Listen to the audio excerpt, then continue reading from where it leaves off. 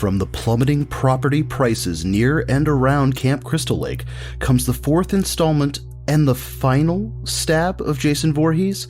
That's right, we're talking about the Corey Feldman cosplay classic that is 1984's Friday the 13th, the final chapter. The hockey mask maniac rides again, and this time, you've guessed it, it takes out another Airbnb of blood full of horny teens. But this time, the family next door is caught up in the carnage, and it's up to a teenage girl and her special effects loving brother to come to the rescue. Do horn dog medical examiners turn your head? Do twins feel like a pane in the glass?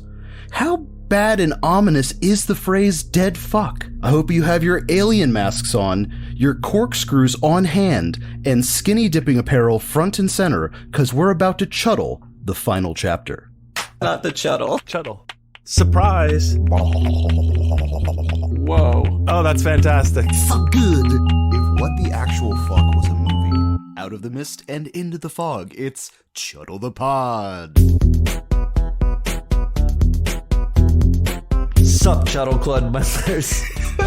Welcome to another maniacal meeting of Chuddle the Pod Horror Movie Club. And on this episode, we are going to chuddle Friday the 13th, the final chapter. If this is the first time you've listened to the show, welcome to the club. At the beginning of the show, we like to give you an idea of what kind of experience the movie is going to be without spoiling the plot. And then we slice open the movie and get all up in them guts and spoilers. That is followed by our crematorium of questions, our Chuddle Club ratings, and of course, to close out the show, our final thingy. But before we continue, I must take a moment to thank our coven of patrons. Your sacrifice gives us life, and we thank your beautiful souls. We thank your beautiful souls. Now, every good club meeting starts with attendance. My name is Sam, and I am present. Ross, are you here? Oh, hey. Yes, I am. Brian, you here? Huh? Great. More importantly than any of us, we have a very special guest joining us tonight to chuddle this movie. Mm-hmm. We have Luke Boyce. Present. That's the equivalent of air horns here. Yeah. Nice. Luke is the director of Revealer. You may have heard him on the show before when he came on for an interview. We got along so well, he agreed to come back to talk about movies with us. Hell yeah. Luke, welcome back. Thank you. I've been waiting patiently to come back. It's been torturous. Suspense has been killing me. Next time we won't wait so long. We wanted to give you a little space. We didn't want to look desperate. You can't call back right away. Right. Yeah. What's the rule? A few days. Don't leave too many messages. All that stuff. Absolutely. Whatever they say in Swingers. You guys remember. I was going to say, we've all seen Swingers. Great. Now, with all club members present and accounted for, I think it's time to crack open the goo book and officially begin tonight's meeting.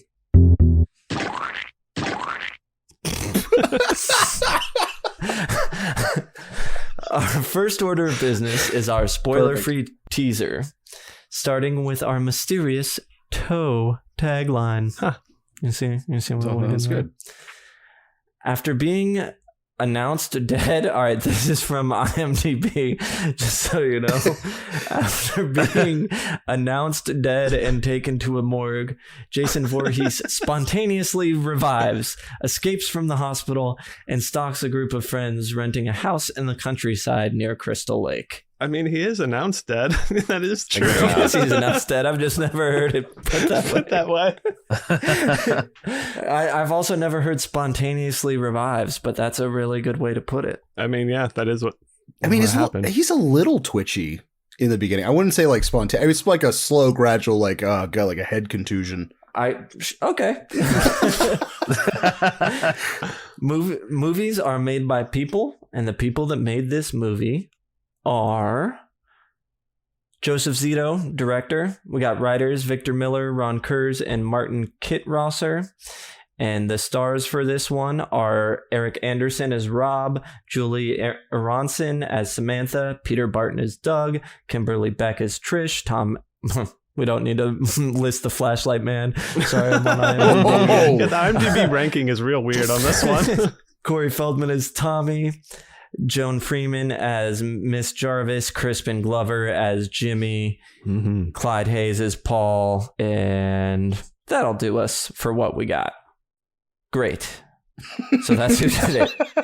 We all know Corey Feldman from stuff. I don't really know anybody else other than some Friday the 13th names I heard. And Crispin so Glover. with that, I think it's Crispin Glover. Oh, Crispin Glover. Yeah. Hello, Young McFly. And who? I mean, you got to have Judy Aronson in Weird Science, right? Oh, is it? Yeah, she's. Yeah, she's in it. What? You were what? I've seen that movie, but I cannot tell you much about it. It's one that's missed. It was me. on all the time when I was a kid, just constantly on TV all the time. Yeah, I was gonna say. I think that's where I know her from. Only seen it on TV. Right, that's definitely where I would have seen it, and then for whatever reason at the time I was like, this science is too weird for me, and I was out. It was too much. It was the mixture of that and Oingo Boingo that just didn't catch for you. Yes. For once, could I watch some normal science, please? Just don't. I'm used to Mr. Wizard. I can't take all this weird science. Nice. All right. With that, let's put on our raincoats and open our goobrellas because it's time for the gore. Fatality. All right. On a scale of 1 to 10, Psycho to the Sadness, how gory is this movie? Brian, you look like you have something to say. Yeah, well, I mean, yes, I do. I'm not like itching to get to it. Consistency, I'd said 3. We get a pretty decent amount. I mean, there's one particular chunk of time where there's nobody dying, but more or less, it gets pretty consistent kind of throughout the movie. Yeah. Mm-hmm. And then intensity, I gave it a 4. I think some of the deaths are pretty intense. One of them, I feel like I did a little ooh. So I think that gives me a little something. But nice. I give it a 7. 7 makes sense. I think I was at a 6, 3 and 3 for kind of the same reasons. Mm-hmm.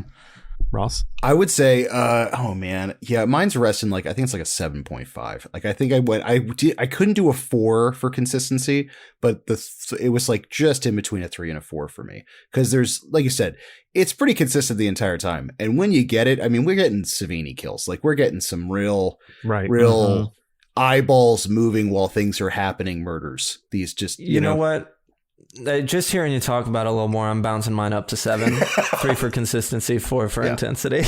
And now I guess thinking back on like some of the past we've covered 3 films before this at this point. We've gone from Savini to non-Savini back to Savini. Mm-hmm. So yeah, I've definitely noticed the difference in the effects and how this one totally. Although in defense of at least 2 on the special features, the stuff that got cut was way gorier and looked pretty good. It just they just never couldn't keep it in the movie. Never made to the other ones. Yeah.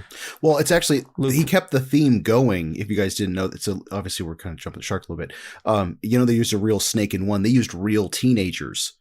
I was gonna ask in what part 4.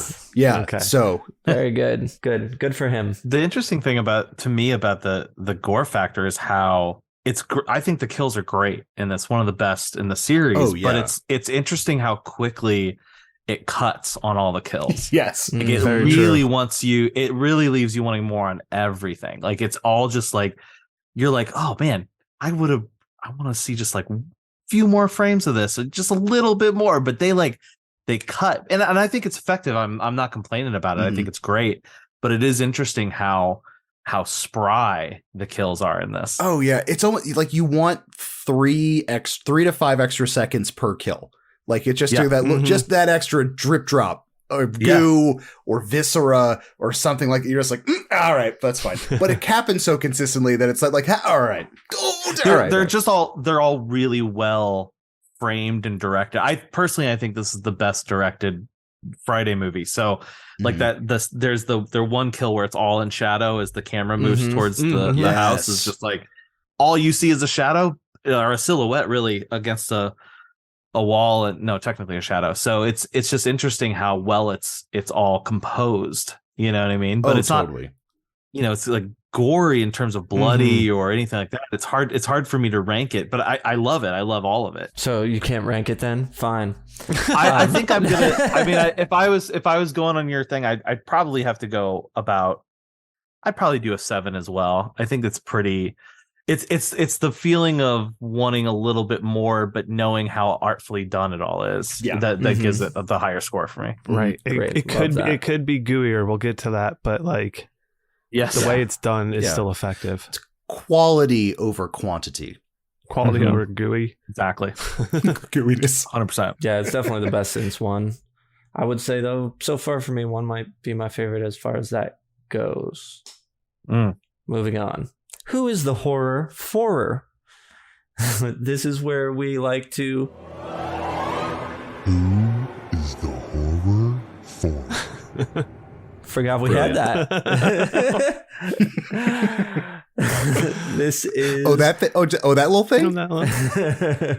Scared me. Little Jason popping out. He's like, "Who is the horror?" That's how Jason talks.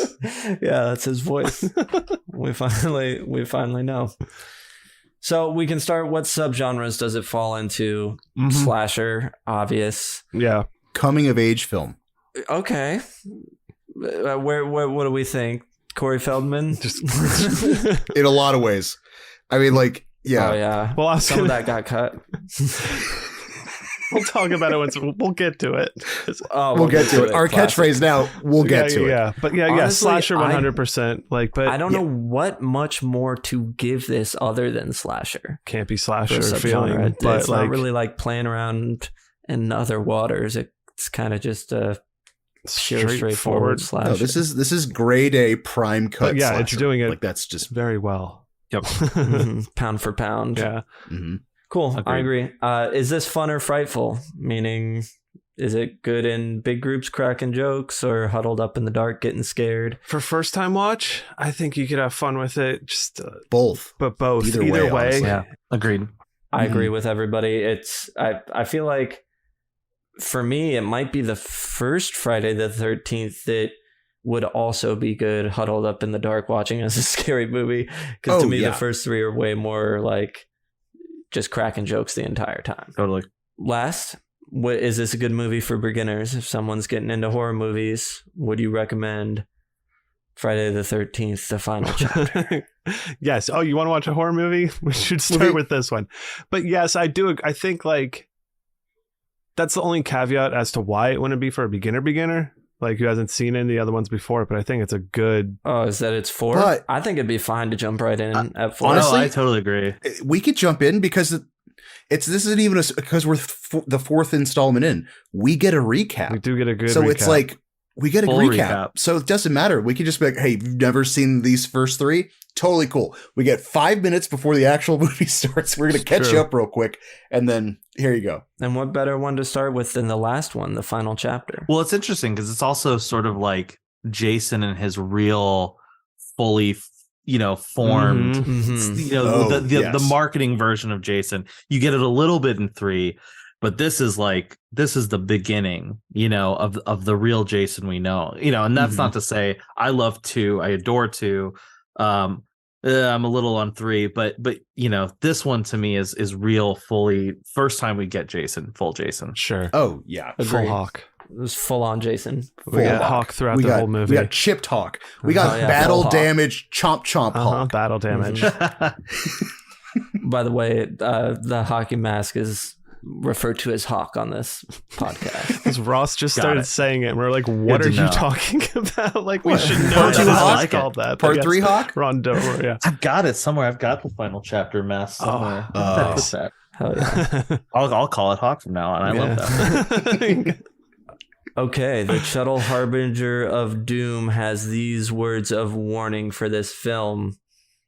I have nothing. I I don't don't really think have it's any- particularly triggering. No photosensitive. So your bumps and warnings, your lumps. Nothing. It's Yeah. kind of.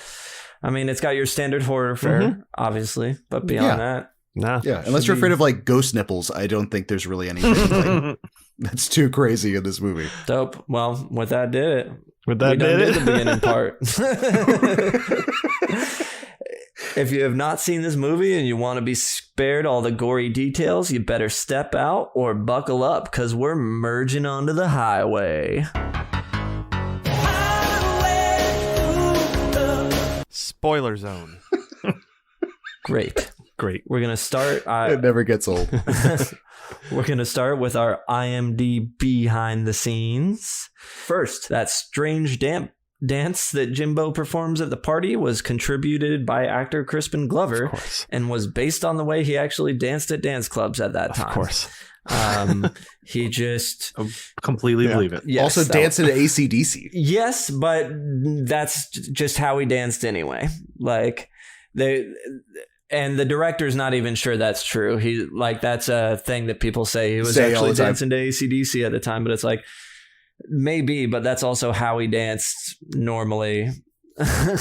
And absolutely. Apparently nobody on set had seen him dance before until they were doing it. So that first time the other actors were just kind of like, what the hell? Yeah. I was going to say what they were supposed to be acting and taken aback. I was going to say, Sam, if you didn't notice the dancing of Ed Harris in Creepshow, you're definitely going to notice Glover's breakdown dance. I watched this right after we talked about that for Creepshow, and I was like, now here's dancing you'll notice. Okay. Because I definitely have a note later on where it just says, Crispin Glover's dance scene. Sam, thoughts? So let's see here. At the time this came out, this installment contained the most nudity and gore. So 2 thumbs up there. Siskel and Ebert. This one was released on a Friday the 13th in April 13th, 1984. I decided to include that because for some reason Friday, April 13th just seems like maybe the least scary Friday the 13th you could have. Like a spring Friday? Yeah. Yeah, it just sounds like nice. Cost $1.8 million to make and made 32.6 at the box office. So good on you. It keeps making money. Rob, our Jason hunter, was supposed to have a bunch of high-tech equipment to track Jason. Oh, God. But the props looked really cheap and bad, so they scrapped it. Oh, thank God. Oh, my God. Interesting. I'm just picturing so much like metallic spray paint. Where it looks like if he's hunting Bigfoot and it's just a trash can and just like a wire coat hanger that looks like a radar, cardboard painted to look like metal, just fucking Voltron, but just paper mache, just running around. I'd be here. Well, it'd be a different movie. That's very more different in 3D. Version. That's very true. Yeah. Even though he plays her son, Ted White, who's Jason Voorhees in this, he was the oldest Jason, but he's 11 months older than Betsy Palmer as well. Oh. So that's a fun little tidbit. Oh, did not. Okay. There was a bit on Roger Ebert, and we know he hates these movies, so I just had to include it. For this one, he said it's an immoral and reprehensible piece of trash. Oh, okay. That's on brand. That would have been the seal for me just to go immediately. Right? Like, oh my God, is it out yet? This is the first movie in the series to feature any kind of male nudity below the waist. Ted and Paul's buttocks are both shown during the scene where many characters are skinny dipping. So hooray for also man-hams. All right. Yeah. What'd you say? Man-hams? Good. I like that. I think that's probably going to stick whenever we see him. Some man-hams. Look at that man-hams. Some man-hams in this one. Yeah. You got a pair of man-hams. Yeah. In danger of getting man-hammeled. Corey Feldman was legitimately terrified during the window shot. As per series tradition, Jason was played by another stuntman, and this time the stuntman, the guy who played Jason, did not like Corey Feldman at all. He called him the meanest goddamn little kid he ever dealt with. So when it came time to film the scene where he reaches through the window to pull Tommy out, he kept waiting longer than he was supposed to. So Corey Feldman would kind of let down his guard and wonder what's going on, and then he'd reach in and grab him to pull him out. So his shots of fear are genuine. He's actually peeing himself. Yeah. Now, according to Ted White, the guy who played Jason, and again, according to him, Corey Feldman, bratty attitude on set, just sucked to work with, but it might be due to the poor treatment by director Joseph Zito during filming, because at the end, when Corey Feldman is hacking at Jason with the machete, he's actually hacking at sandbags, and apparently Corey Feldman later said he was pretending it was the director Joseph Zito that he was hacking with the machete. Oh wow. Yeah. As we go through a couple more of these, maybe just one more, we'll learn. How is that the director maybe now? the Has real anyone monster of heard the or seen film- from the director? What? I was like, where is the director okay now? Is it like, was there just like a, Corey Feldman just like He hasn't goes done missing? a ton of stuff. He hasn't really been active No. for quite a while, but he's still around. Okay, good. Yeah. Thank I God. think I read he's like a showrunner in Indonesia or something currently. Oh, interesting. Due to the production's low budget, several actors had to perform uncomfortable or dangerous stunts themselves. Judy Aronson, who was required to remain submerged in a lake at near sub-freezing temperatures, and Peter Barton, who was actually slammed into the shower wall when Jason attacks him. Again, Ted White advocated for several of the actors, requesting that Barton be allowed to use a crash pad and threatening to quit when director Joseph Zito refused to allow Aronson to get out of the lake between takes, which was so cold that she started crying and got hypothermia. White and Zito ultimately, developed a combative relationship on set, resulting in White demanding to have his name removed from the credits, calling the film a piece of shit. So when I made the joke about them using real teenagers, I wasn't that far off from the truth. You were not that far off. Awesome. Okay, good. But it was the director, not Savini this time. Right. This is the first film in the series to take place the year that it was released, because the first one, I guess, maybe took place in 80, I don't know, but then, or no, 79, because then they take place 5 years later. 5 years later, but all Back to these back to ones are back to back, so it finally caught up to taking place in present present day. 84, dropping in 84. Mhm. Yeah. And Jason's head sliding down the machete was a hand puppet controlled by Tom Savini. Hell Nice. yeah, it was. Nice. That's how I imagine he sounded. He probably was. Meep. Once again, I chose this. I'm going through the series because I've never seen these movies before. And here we are. I've heard this is a good one. It didn't disappoint. Anybody have anything they'd like to say? I don't have any particular memories of this one. I always remember it, but I don't remember my history with it. Mhm. Three got me interested in the Friday the 13th franchise. 4 solidified my love for this franchise. This was the final chapter was the quicksand that got me real stuck on Friday the 13th for a really long time. Yeah, I remember watching this one in the Monster Vision marathon back in the day. And this was it was the number one in this one. It was the one that stuck with me the most. And still to this day, it's my favorite Friday movie by far. I love it so much. But I definitely remember this and number one have the most visceral memories in my head for sure, nostalgia wise. Great. Is those Savini kills? That's right. They stick with you.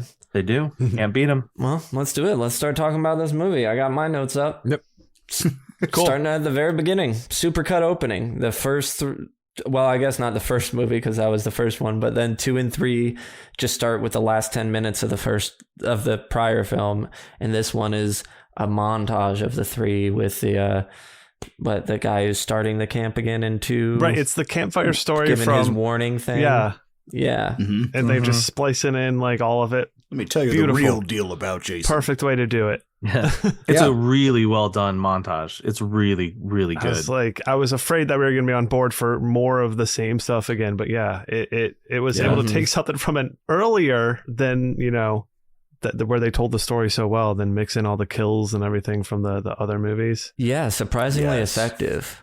I will say the one thing about it is it did make me think, so Pamela killed people to avenge Jason's death, and now Jason is killing people to avenge his mom's death? That's the story we're being I think given? so. Because Yes. that's kind of what he's telling around the campfire. Just thought that was funny.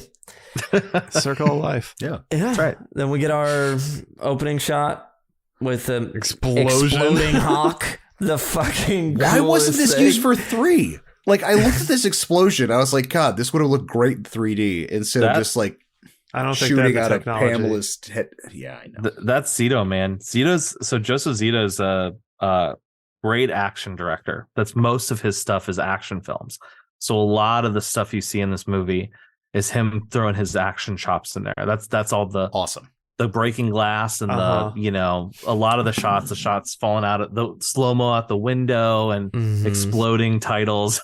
I mean, it's so good. It's got that 80s action pedigree right there. It's fantastic. Yeah, and that makes sense too, because I feel like the way it's shot, just like the feel, the tone, it finally changes from like the first one. Even though they're in the 80s, they feel almost like 70s. This one feels 80s compared to the first three, and the way the lighting is and sort of like the texture of the world, if that makes sense. 100%. I don't remember the budgets of the earlier ones, but this one lower than the past? No, I mean, it was certainly higher than one. Well, way yeah, higher than okay. One was... Well, I'll say, because it looked and felt like that way. The production felt really nice on it. The camera work was beautiful. I like in the opening, our crane shot that pulls out as all the cop cars and ambulances are driving away, and then the helicopter goes away, and it slowly gets darker and gets quieter. Like amazing. I was like, what the hell what are we watching here? That's really good. That's the first time, and maybe the only time they've ever built sets from prior movies to shoot for a current Friday the 13th. Right. So because it's taken place at the end of the third one, at the beginning they had to recreate the farm and the barn and stuff. Oh, they had to recreate the farm? Yeah, that was purpose built. Interesting. I've been on that farm. That's actually on a that barn itself I've been to, because Did when you I swing the first on the rope? I didn't, because at the time I wasn't as aware of it, but I visited it. I did this this visit on a movie set when I was like 14, I believe it was.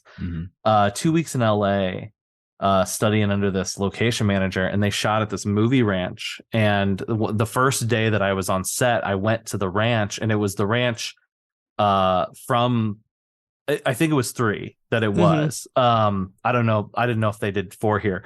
It was mostly because it was the movie that I was on was directed by John Buchler, who does 7, who directed 7. Oh, so cool. yeah, which I met him, and he was incredible. And Kane Hodder is in the movie. The star was Mark Hamill. But that was my first. I was like, I got to be on that set. I don't know if it's still there. I don't know if it's still there or not. But didn't one of them burn down because someone lit a fire or something? I wouldn't be surprised. I wouldn't be surprised if it was this one. It was in the middle of the desert, basically. That sounds right. That's wild. Yeah. And I think one of the 80s-ness of it too is just the I love the teenagers in this. They're my favorite, and I think it's because it's like they pulled them out of a John Hughes movie. Yes. You know, like you actually yes. They're very much that sort of that ilk, essentially. But you kind of, it's like the first time you really kind of hear about them. I think when one you do too a little bit. I do in one. One's for sure. I think still my favorite friend group. This one I like a lot, but I wish we got more out of like they're a lot hornier. The other 2 male characters, much hornier, much hornier, but much more lovable. It's like lovable and hornier at the same time. Yes. Okay, I have to. This is in all caps. The paramedic that shows up. I think I have this too. Whoever wrote this movie, this line, is this the guy who's been leaving the wet stuff? Oh, is one of the funniest one-liners. Oh, that's not my line. I didn't even hear that one. I did too. He literally, they're putting Jason in the gurney. This is before his hand pops out. I like in the beginning of this that his hand is the only thing you need for the first like 10 minutes of this movie, just to reach and go. You see how gross his fingernails got since he died? Oh, dude, it's all of his. I'm assuming that it was just because of his punching, or I don't know, but he shrunk. He busted every nail going through it. Yeah, he literally. It's just the weirdest way to say murdered a bunch of people. Oh, sure. It's just, you know what I mean? It's like, is this the guy who's been leaving the wet stuff? I was like, ew, what? That's so funny. Okay, so I have a different ambulance line. There's we follow the ambulance that pulls up the medic. It's like, where do we go? And he's like, over there. And he's like, how many people? And he's like, oh, they're all dead. And the guy goes, all dead, some emergency. And I think that is a very funny response. It's like, damn. All these people are dead, so why do we even rush over here? Yeah, I ran across town for a bunch of dead people. But that's also that feels like a thing to say in an action movie. I mean that Totally. Yeah. And all of that almost does have an 80s action shot. it feels like the Maybe end it's of just like 'cause an it's 80s police action movie, like cars. the cleanup, and like you know you're getting the crane shot pull out of like all the police activity, and but we're just going into it. Especially the helicopter scene where he's like, all right, boys and girls, let's let's get out of here. Like, let's load them out. I just like the fact that there's just a construction, like just that, like, all right, guys, let's move them out. Yeah. All Calling of everybody. the ambulances just run off. So they bring Jason to the hospital or morgue or wherever some fucking creep is who... What's Axel? the deal with this goddamn doctor? Axel? Yes. The medical examiner? Yeah, Love him. Classic eating a sandwich, putting it on a corpse. Like, Yes. loves you know, his it's been done a aerobics. million times before. Oh, just the butt to butt to butt, like the tributka. Like, it's like a trifecta of butts. Yeah, the jazzercise. Yeah. The actress, one of them in that video is in a later Friday the 13th movie. I think it Which said is 6. amazing. Oh, that's awesome. I had this as one of my notes. Obviously, this is more just like I don't think there's really going to be an answer to this, but I wonder if they used any of the thrown out ideas or sequences from, was it 2 where he's supposed to go to the hospital and chase after, or no, was that 3? 2 was going to be, 2 was going to be in the hospital. Yes. Okay. I was like, I wonder if there was just like fragments of that script laying around. They're like, oh, wait, hold on. We're actually going to go to a hospital. Let me just grab that one. Or let me just grab I don't that know. segment. I got this great corpse fucking guy that people are going to love. What? What was his fucking line? Then shut my mouth. What that Oh my whole- god! And then she like says it with him. Like, yeah, that's like a thing Yeah, that he like, that's does. Is cute. You can just walk over there and pull your pants down. Hey, not like It's the- terrible. And what he says to the nurse, he's like, "Why don't you meet me in the cold room?"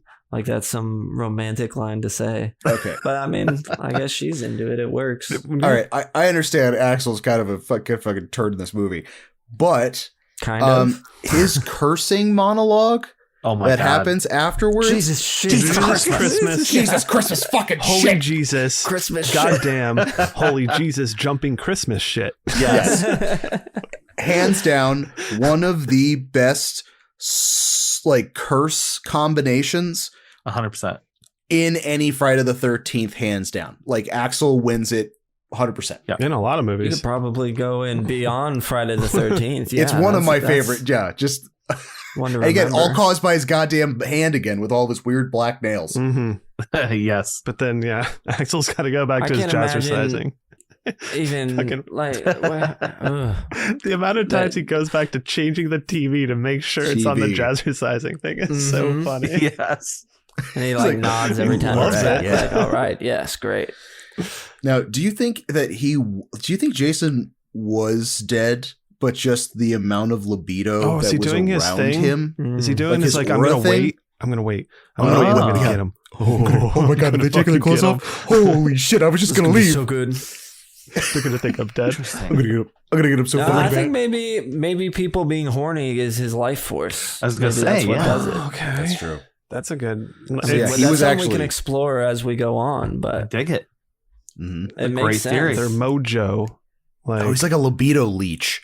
Like he feeds off of it. So if people are Ooh. fucking around him, like within like a 3-mile parameter, that's why he comes back so often. Exactly. Mhm. Yeah. And kills horny teenagers. But I mean, Yeah. yeah, So that's his that's MO. got some of the strongest libido, like shooting out there. Like I can imagine, like his spider sense is going crazy over this shit. I mean, think about it. He died, right? Uh-huh. Because some teenagers were fucking. And that's Exa- where, Yes. Yeah. Mhm. there you go.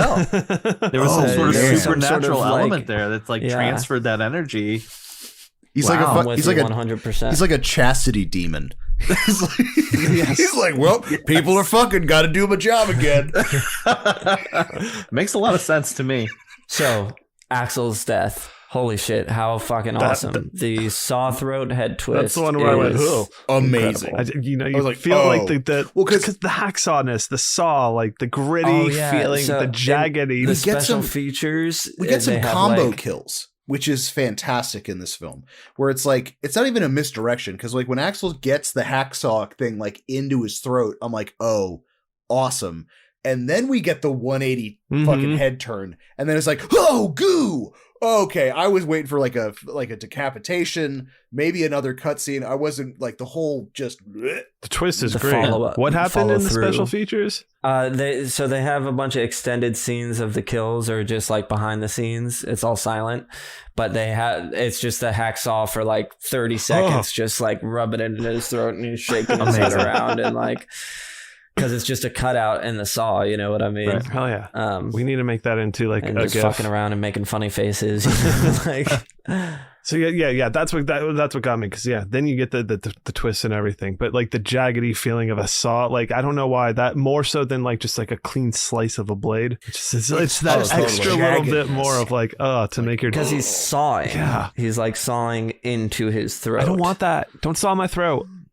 Yeah. I don't know. I Get a guess throat tat. Do not saw. do not saw. No, did you We're gonna get that. Yeah. I don't know if it was like an overcorrection, because then when we have the death of the nurse, I felt that was so Halloween 2 in the fact of just like lifting her up and just stabbing. I mean, you do, But like he then kind of goes down. No, Yeah, he it starts goes off with a downward. Halloween 2 and then just goes like, and Again, just. it's that extra bit. Although Like, he I could've was just waiting. stabbed her. He Again, had the to- extra 3 to 5 seconds on that, I would have liked just the entrails, just because that's the next thing that's going to happen when you cut someone that deep, that far down their sternum. Then we move on. And then we do, yeah. Yeah, that's it. Oh, so at this point, I think I was like, man, Crystal Lake has like a lot of different topography around it. It is, you can find just about any kind of ecosystem you want near Crystal Lake. This is Yeah. So that's pretty cool. yeah. This We feels got different again. rentals, residentials, we got campsites. But this I mean, one seems Camp like Crystal Lake's big. it's deeper off the It's like beaten path or foothills something and of like the main road oak around Crystal trees. Lake. One of the characters makes some like, Yeah, or it might have been a Rob, I robbing. think. Like I didn't expect to It's see like, I didn't know people live this far out. which leads me to Oh, interesting. the hitchhiker that we're coming up to. I'm like, where is she hitchhiking from? Like why is she on this? I don't mind. It's fine, but like From her And she's- clothing, the original film. She's just been hitchhiking. She's been stuck she's been out there trying for to 6 get to years. this like cabin for 6 years.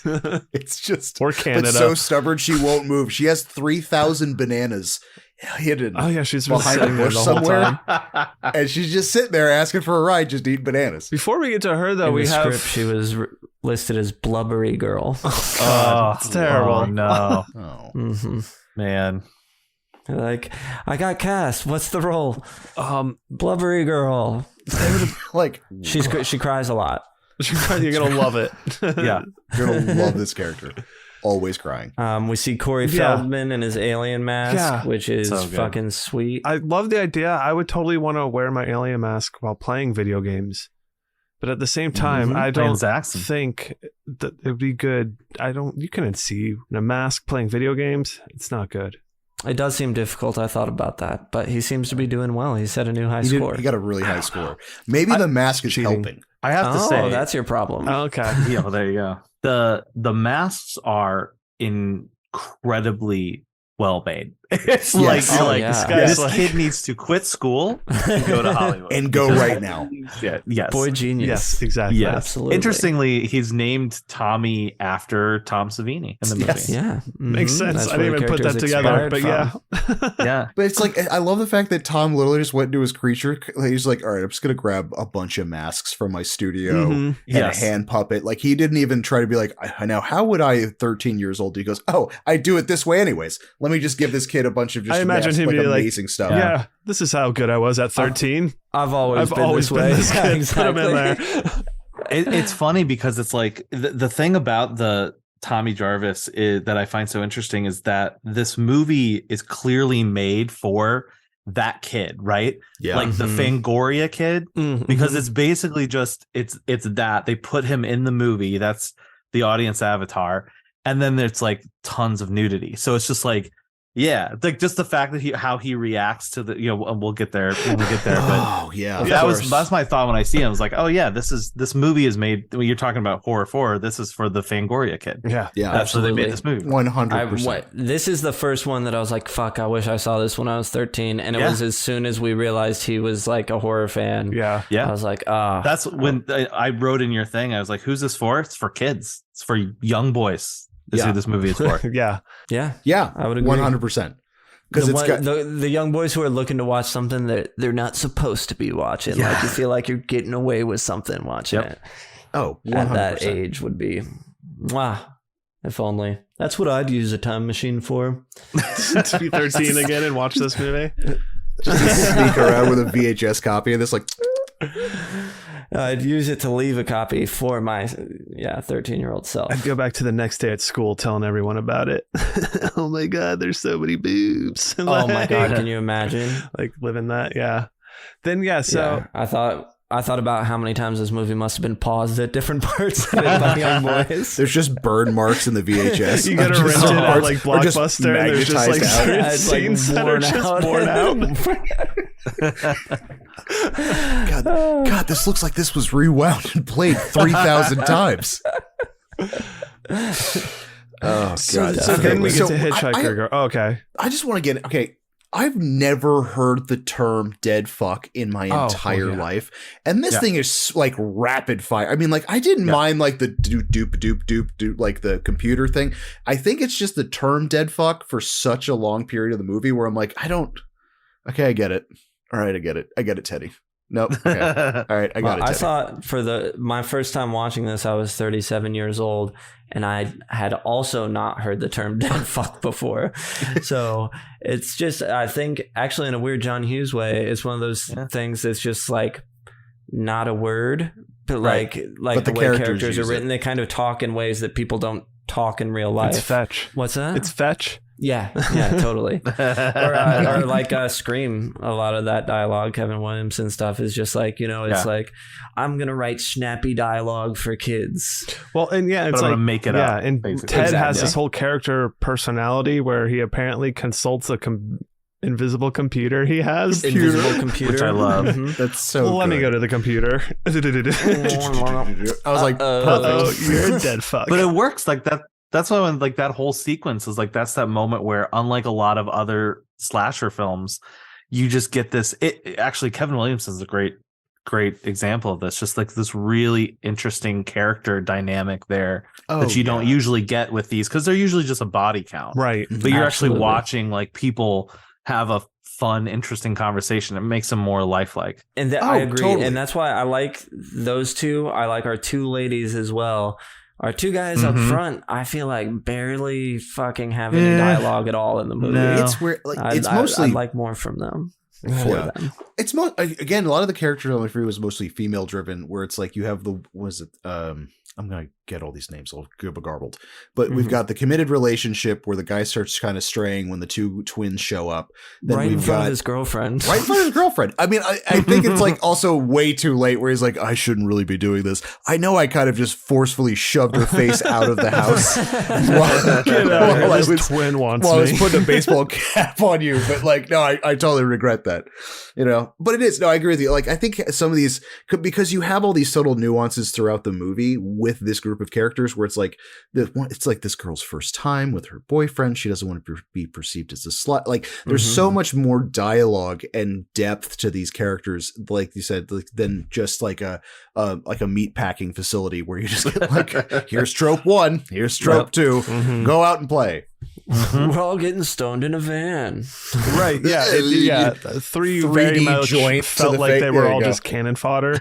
As opposed to this one, has that. Yeah, I agree. And that conversation in the back is a great way to like start us off for meeting these kids. Although I'm very distracted by the fact that there's no window in the back of the car and their heads are just kind of hanging out of the back of the car. Like just their hair is kind of blowing in the wind a little. I mean, to be fair, Crispin Glover's hair is amazing in this movie. I Absolutely. know. Yeah. I just got a haircut and I but almost thought like, should I just tell him this is what I want?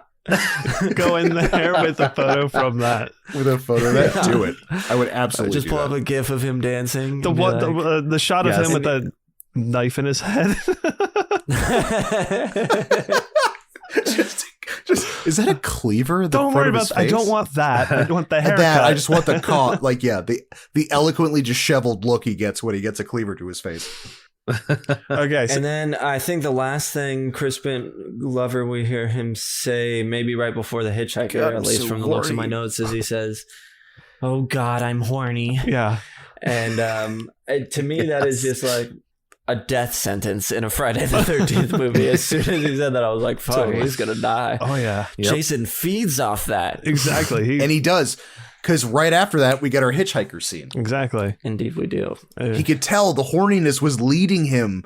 He was following the scent of the trail horniness. behind the car. The hint of horny. It was like a Tex Avery cartoon. Where he's like literally, he's floating with the aroma waft. Nice. He just sort of bumped into a blubbery hitchhiker. Oh God. So my note for that was, I guess, don't hitchhike near Crystal Lake. Don't do anything near Crystal Lake.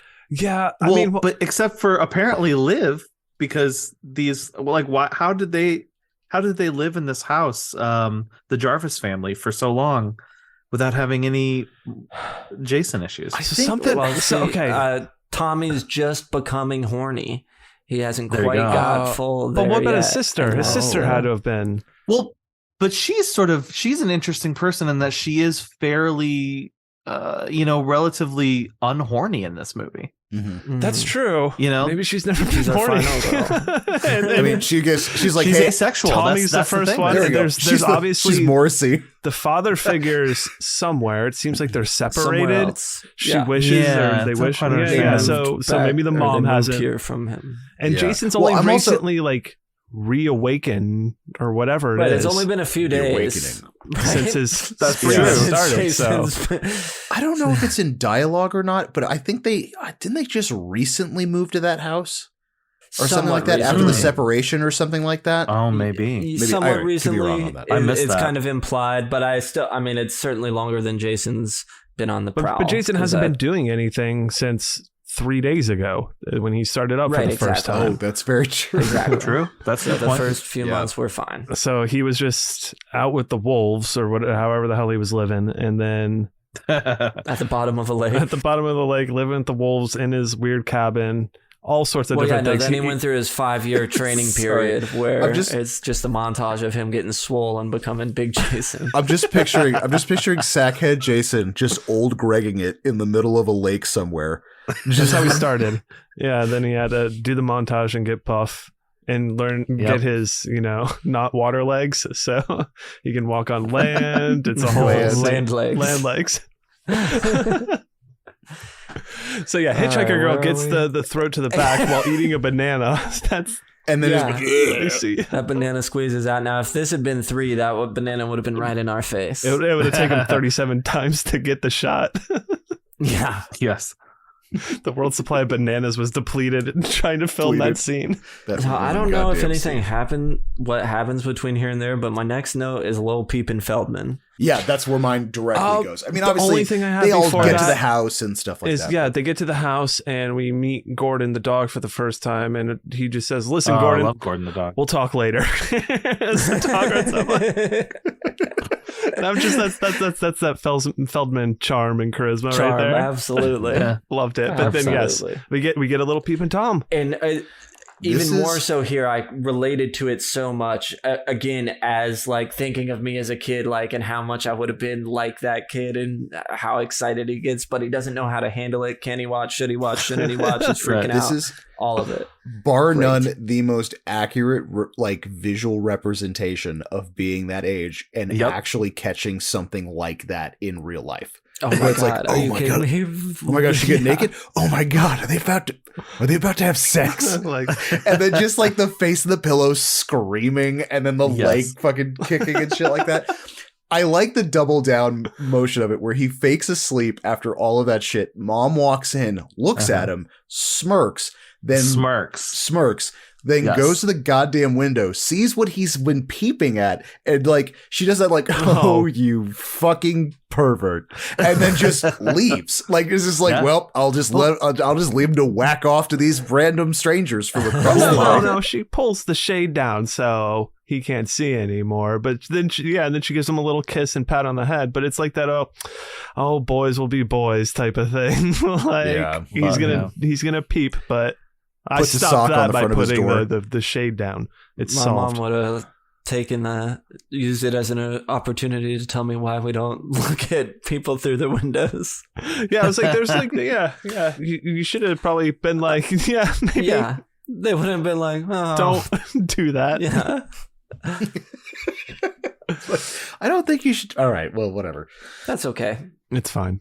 Boys will be boys.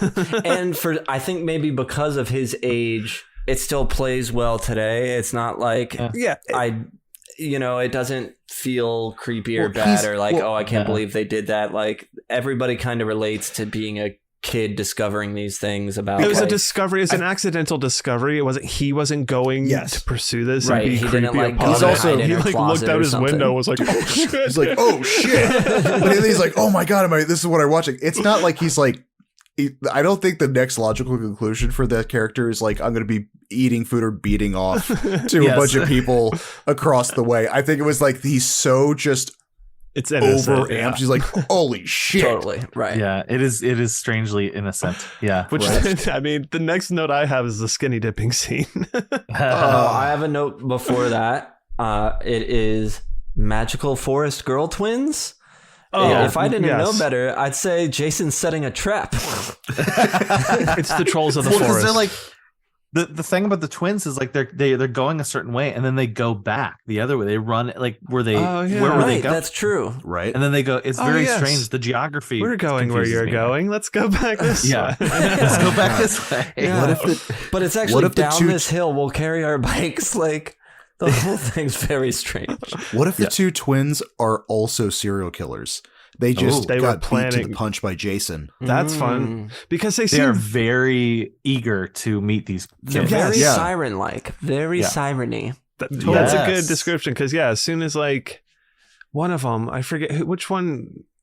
They do Whoever hooks up with synchronized Jimmy, stripping Crispin underwater. Glover, Do. was on to someone else before that. The boyfriend one, Mhm. right? And then she Yeah. just Yep. switches over. Yeah, Mhm. they were Quickly. gonna kill him. Mhm. They just Yeah. didn't get No, to it. yeah. I like They that. had to divergenize him and then Oh, Mhm. interesting. murder him. Although I guess I he'd wanna see already that had sex story. because he was a dead There's fuck. another story That's true. before then where they've already killed people off in the woods. There's a prequel to this with the twins killing Oh. some Okay. other group of, teens in the forest. Then this is them moving on here where they ultimately meet Jason and he kills them. Mm. So there's a prequel to be shit. had. Megan and Mary Voorhees. True. Tina and Terry. That's their names. Tina and Terry, Yeah. right. So yes. So then then they meet up and they're all just like, all right, let's hang out, go skin dipping. Good to meet Let's you. get naked. Let's let those man hams just glisten in the sun. Crispin Glover's like, oh, sorry, we didn't bring our suits. The nerdiest fucking dude. He's the best. I love him. Oh, but yeah, it's hilarious. He's a fun nerd. We didn't get like the in the past we've had like the jokester. I guess Corey is filling that role ish with his masks and everything, but we didn't get like any sort of what was his name in the last we one don't that you have love the so much. We don't have the clown character. We don't. Everyone has had this sort of like very obvious comedic relief. Yeah. I mean, the only one Jokeman. maybe Teddy. Just I was gonna 'cause say Teddy's Teddy, he's sort kind of. of a goofball, Yeah, but He's not only to the funny level. himself. Yeah, he's like a light certainly. version. He's putting hands through his zipper. You know what I mean? Like we got why prop does comedy. Every time he uses his hand to like make it a wiener, he kind of uses his whole hand in like a claw shape. when he talks about him being a dead Teddy's- fuck. I don't Teddy's got the really, I've scariest- never seen that done before either. He's got the scariest dick, and he doesn't know any better It's like, just because like, he's never he just checked starts anybody doing this. You're else's. like, what are you doing, man? I don't get it. The head of his dick looks like the Predator. It's just like, So, well, that's not normal for you. That's not a. Oh shit. Too bad we didn't get the camera turning around to get the full shot during the skinny dipping scene. But yes, we get some man hams. We get plenty of nudity in this. And then Tommy and Trish roll up.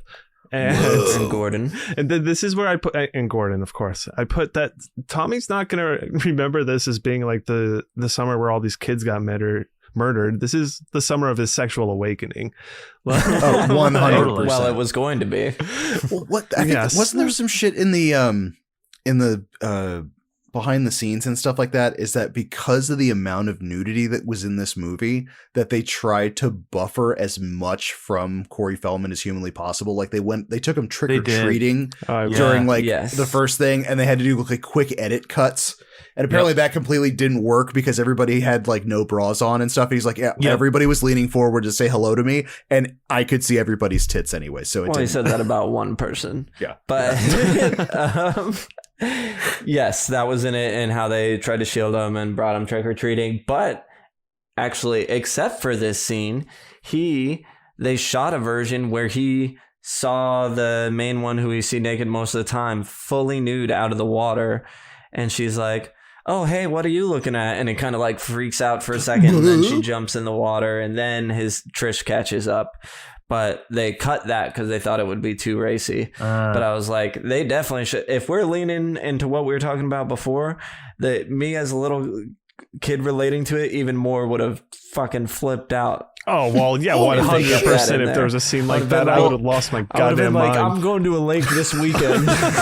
Well, you have to think, like, if you gotta consider that, like, between the sexual awakening and then the like full on machete murder that this kid does in the span of like 2 days, he grew up with some serious kinks. You know what I mean? Like, oh man.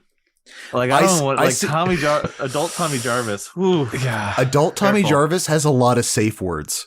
Mm-hmm. That's what I'm saying. Exactly. Yeah. And might ignore a lot of safe words. Yes. Very, very nothing. True. Oh my God. All right, dude. Okay, we got to talk about Rob. My notes for him is Sam. There's something before this. This movie is dress shoes, Jason. Because a lot of it is still sneaking, and we don't actually see him until the end, even though it's definitely Jason. We know it's Jason, but we went more to the sneaking thing. Yeah, he's wearing dress shoes in this one, which I thought was fun. And do you think he stole him from the hospital? Magical hiker car fixer guy. I imagine maybe he stole Rob. Yeah. Rob. Okay, so this is either Jason Voorhees in a human suit, as in like he just crawled into a dude and asked, or Jason Voorhees hunter, because okay.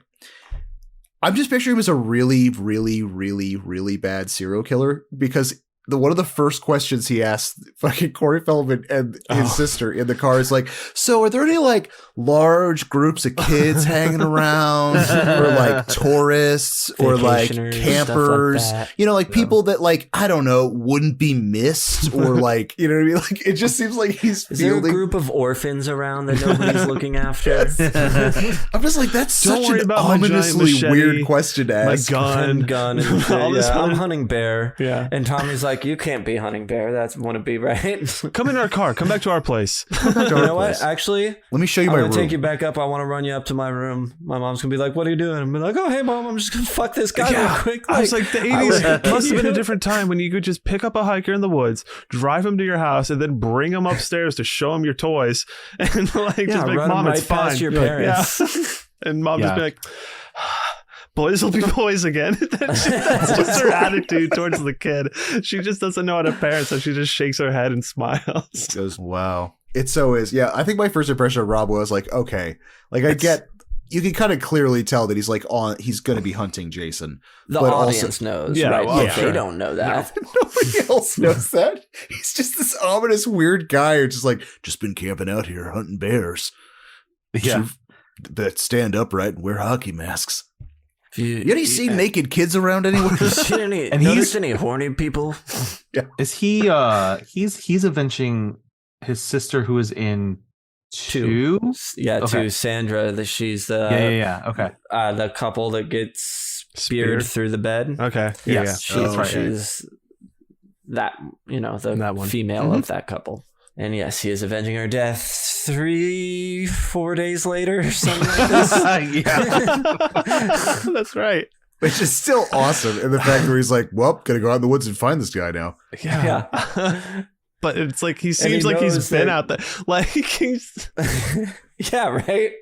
He has so many articles about this guy and like all this shit that he's found in the span of a day. Deep in the woods.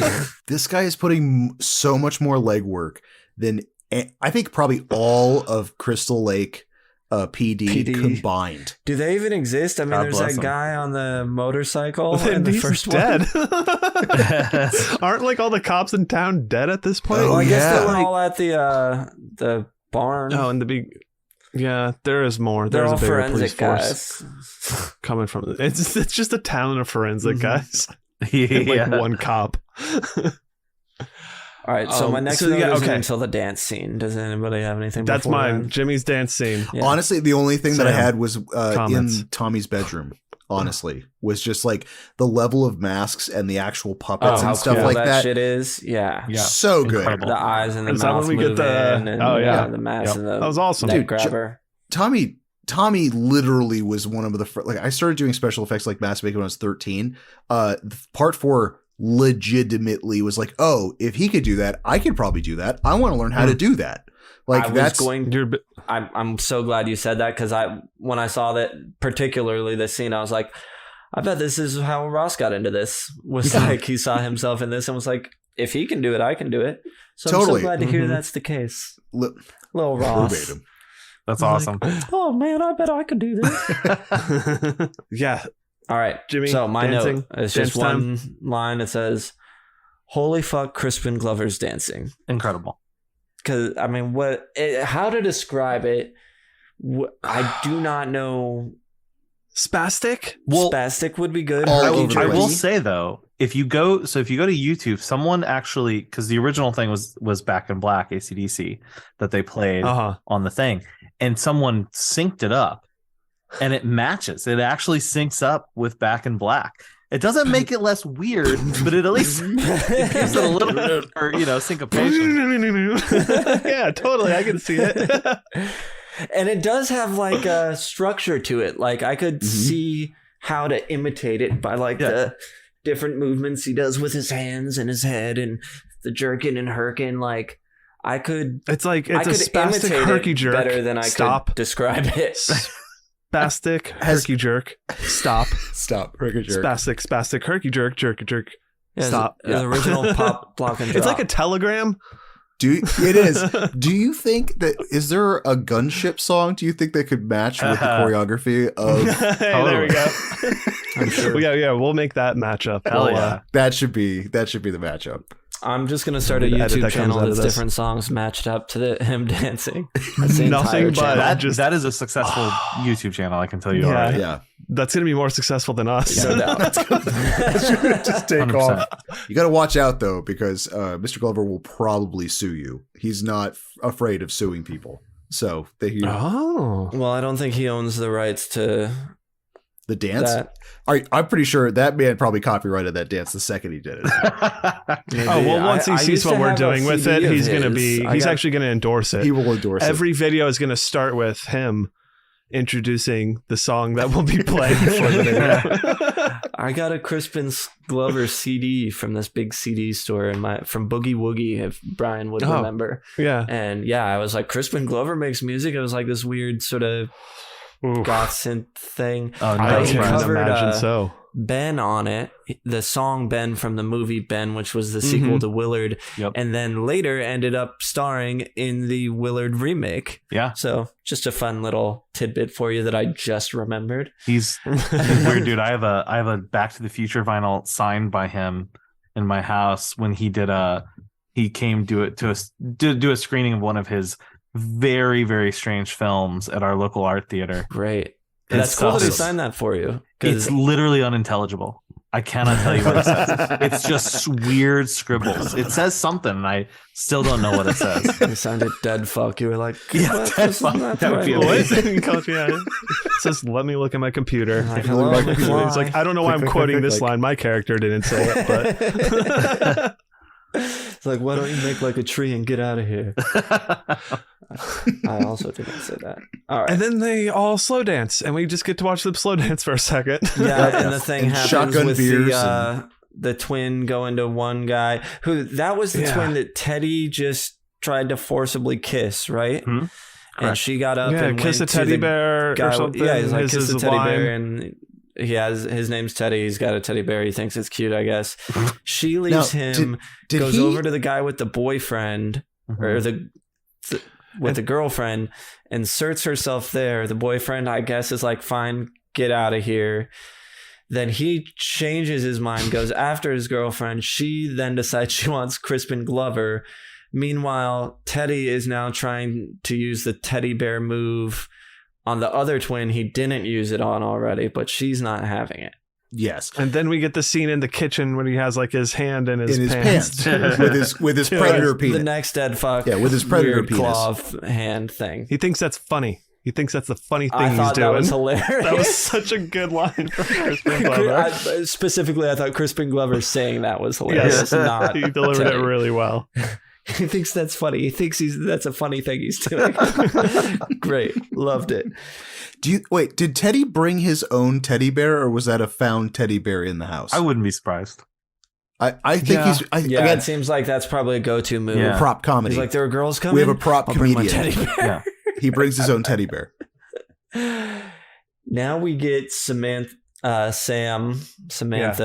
Judy Aronson's. So she goes off to Expiration. skitty dip in frustration. Yes, well, she thinks Paul is watching her.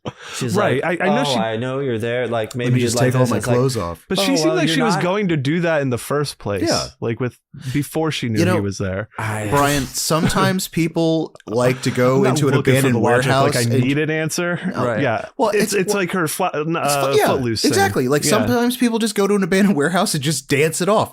She just likes going to the middle of nowhere, getting naked, getting into freezing cold water, and then just wound up being in a raft. No judgment. Just hanging out in a raft. No The judgment. fact that she swims out to the raft, she's like, oh, you know what'll be good? There's that raft out there. I'll go swim and lay in that. Again, such a weird You mean with all the choice. ominous fog? I just like all the ominous, just like... All I'm picturing is like the supercut of that movie where she's like, I wonder what I should do. And then it just pans to the lake and it's just, oh, and then just like ominous creeping fog, red lights in the background. She's like, I think I'll just swim over to that section. So she does. She gets in, and Jason Was just doesn't chilling need to hold his breath. We underwater. don't really know what his deal Well, no, is. I don't think he does. No. No, yeah, because he's super, not even superhuman. Well, he only needs unbeknownst- horniness to live. That's true. Well, also unbeknownst to everybody else is that he stole all of, was it Shelby's? Scuba gear from Props. 3. Yeah. Oh yeah, And that's he's right. just, and he kind of dragged Shelby. it to the side where he's like, all right, I didn't realize this was going to come in handy. This is perfect. He like stashed that somewhere, so when he came back from his hospital Yeah. visit, he could come back and get the harpoon and all that shit. Totally. I think that it just a naked girl in a raft is enough for him. His like horny, His horny meter. Oh, are you kidding? Yeah. to keep him going. That's plenty. So he just So he pops fucking up. goes Is under. that a machete? He machetes up through her. There was all the I one have thing is I sharp really metal couldn't tell object. Yeah, I could not tell what it was going because it didn't seem like the harpoon thing. No. No, it did not. Which, oof. Oh, We're- well, Oh, yeah. you we're mean basically there, we're but there. We're there. I mean, I did have the dingle dangler? not the surprise you were hoping for, Paul, because he swims out to find her and gets there and is like, oh fuck, Oh, and shit! he swims back like. Before that, there's a shot of Crispin Glover in the cabin again, making some sort of cheese doodle and toothpick sculpture. Yes. No idea. I bet you anything that was just Crispin Glover being weird. Yeah. He's just literally This sitting on the Dylan couch film. with a bowl of cheese doodles and toothpicks, and he's like putting together some weird structure. And then I think that's when he gets like called up with like one of the twins or something like that. Yeah, But the yeah. other twin And takes him then upstairs. Paul's death comes with our the dick harpoon lift. Yes, that's what I Wild. wrote. I said, my first watch, I wrote, that was a dick harpoon lift, right? Yeah. My main thing was raft kill was rad, but dick impalement was better. Like this was That's a t-shirt right there. There it is. That's the t-shirt. The upper body strength of Jason Voorhees between 3 and 4 is insane. Like he's just single-handedly picking people up at this point. I mean, like this man was able to get his dingle grabber, get this kid, and then fire it off, and then just lift him even higher. Like he's doing some, I don't know, he's doing some flash dance moves. Like he's doing that crotch grab up to the pirouette. Well, he finally figured out how to tap into that pure uncut horniness, and he's just raw dogging it. Great. That's a great way to put it. Thank you. And then my next note is Ted finds some old porn, and he really likes old porn. Stag movies. They're coming back. If you didn't know, like really old porn too. Yeah. It's not. It's like actual, like black and white film, like sepia tone, not like projector. This is like, hey, we have cameras. What can we do with these? Oh, we could film naked women. That type of. That's how early it's. The first porn. What I find interesting about that is that Ted, he finds it funny for so long. And he's the only one laughing. He's like and then Crispin comes back down later, and he's still there, still just sitting there laughing. And that's kind of the point where I'm like, Teddy needs some help, man. Teddy's got some issues. Something's not connecting right. He's like slowly unraveling on the couch, smoking a joint. He's just smoking weed, watching like turn of the century pornography, talking to a teddy bear in his lap. Is this movie... Okay, hold on. Wait a second. Did we just figure out this... Is this movie just about a bunch of serial killers that accidentally get bumped off way before they're supposed to... It's Murder Party. Except Jason Voorhees shows up. That's hilarious. and murders all the other murderers before they can do anything. Before they can start their murdering. Oh, that's phenomenal. Oh my God. In that case, so then Jason is the hero of the movie. He kind of is. Yeah. He's like killing all of them. Realistically. He's Dexter. Oh my God. Oh, okay. So we do get the amazing shot of the twin dying on the bike. Terry. So this is Terry's death. Yes. Dude. So this is, Luke mentioned this earlier. Yeah. I don't like any of the people that are like, this is boring now. Yeah, I'm done. She doesn't want to sit down there with Teddy, who's like giggling. I would want to. Yeah. You get left to stay with Teddy, your sister, to hang out with this thing. He lurches back from the couch. Goes, do you want to kiss the Teddy? Kiss the Teddy. No. After watching him, aggressively try to like make out with your sister or whatever. Right? Yeah. I'm gonna leave, which is funny because when she's leaving, you can see her sister open the window, like looking out the window at her. Yeah, just like and like walk away from it. Yeah. I really loved in part 3 the raging storm. The door opens and she's calling out for her boyfriend, and then like he's kind of getting his head smushed in the corner, where like she's kind of like, this beats that for me. Is having like the lightning and thunder, and then having just hulking Jason behind, and that impalement. It's so good. It's so good.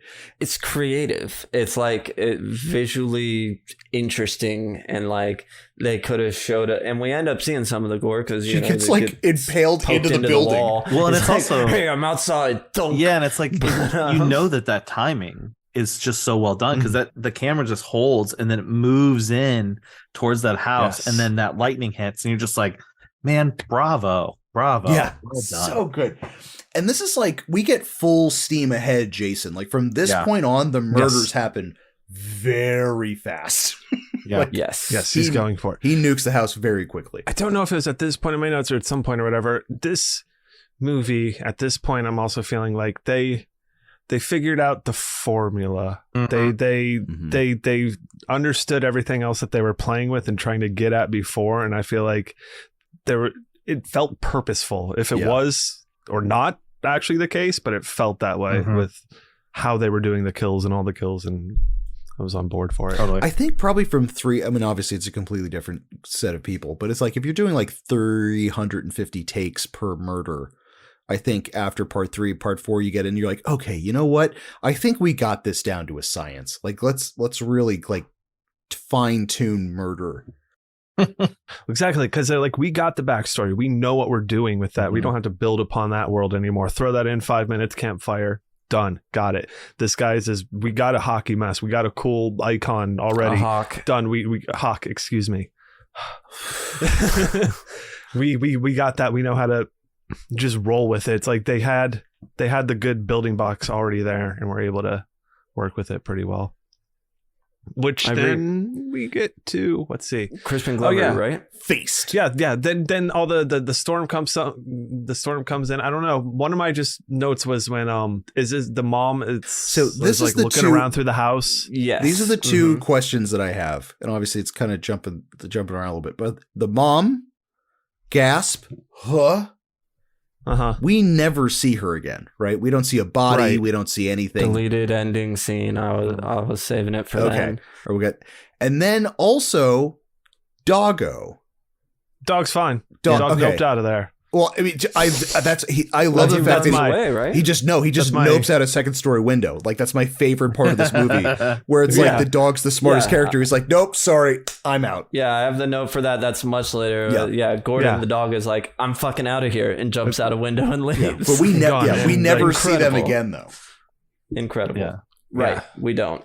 But I did have my note here is I just want to sit on the porch of a cabin at night with a nice thunderstorm. I was like, oh, that feels just cozy, like in a non-Jason wooded area. Sure. Oh, I'm absolutely with you. It does. It sounds really nice. I could go for that right now. Right? Exactly. Is this? Are we at? Hey Ted, where the hell's the corkscrew? Yes. Hey Ted. Yeah. Oh, that's The the delivery of that open line mouth. is my favorite part of this movie. Oh, yes, tilted head back. He's got it very much like, what? Ted. It's very Crispin Glover. Yes. It's perfect, like for what he's doing. I love it. Yes, love it. And him yelling, "Where's the corkscrew?" As an audience member, we know he's about to get stabbed with a corkscrew it's so in some way, good. shape, or Absolutely. form. So good. Mhm. That entire setup. murder sequence with the impalement and then the hatch in the face. I actually had, what was it? I think it was Fright Rags back in the day.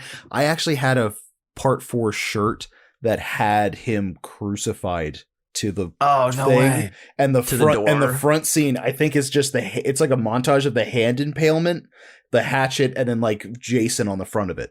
I was like, I love the fact that there's awesome. just a shirt dedicated to just I like this to think death. Jason Want it. I like to think about Jason dragging his body over there and like with some big ass nails and hammer, like putting him up, nailing it in. Set up Jason Like, is the this is gonna be funnest. fucking good. Yeah. This is gonna be really good. This is one of Setting the best his ones alarm I've done. system. I fucking Love love it. this. Before that, there's a quick shot of when Tommy and Trish get home and walk through the dark house looking for their mom. Tommy has 2 lollipops that he's sucking the on double lollipop simultaneously. is so good. Yeah, he has double lollipops. He's like doing this thing with like in his mouth. It's so interesting. That's so I was funny. like, that's When one blanket is smart. enough, it's like a 2 blanket thing where you're just like, I need both hands. I do have to talk about the timing of Glover getting murked, and then 30 seconds later, Jason now has to scale a second story onto a landing. Like the timing on this is so funny, where it's like, oh shit, okay. What happens is so funny. I belly laughed every time I watched this, all 3 times. It went so. In my first watch, right as I said, what the fuck is she looking at? Because she's like looking out the window, then back into her room, then looking out the window, then back into her room. Then she looks out the window again, and Jason just fucking bursts through and grabs her and throws her out on top of a car. It is so sudden and out of nowhere. It like really, really got me somewhere deep inside. Oh my God. And just the landing on the car too, and blowing out all the windows. It's just such and an the action movie. Action shot makes so much more sense now that I know he's involved in that, because I'm like, why did we see that? It's like not particularly horrific. Right. So I do love this, and the stunt parkour. person in this is because they film it like kind of in slow-mo, is that you can tell they have like the flesh tights on. Like, and then, because like they all kind of ripple and stuff. And normally they would be like, oh, this one, I'm like, that's endearing to me, where I'm like, they committed so hard to this in a rainstorm that they just have a flesh leotard with a dude in a wig get just hucked out of a window. Yeah, that was great. love it. Next thing I have is on Teddy's death. Oh, you mean the porno head stab? Yes, I do. Right before that, we find out Rob is hunting Jason down. We get his backstory. Oh, that's when he reveals what he's up to. That makes sense, because I actually skipped my note that I had about how long has this been? 3 days? This Jason Hunter dude's just like out here fucking ready to go. He's done. And then my next note is the shower sex. And shower sex.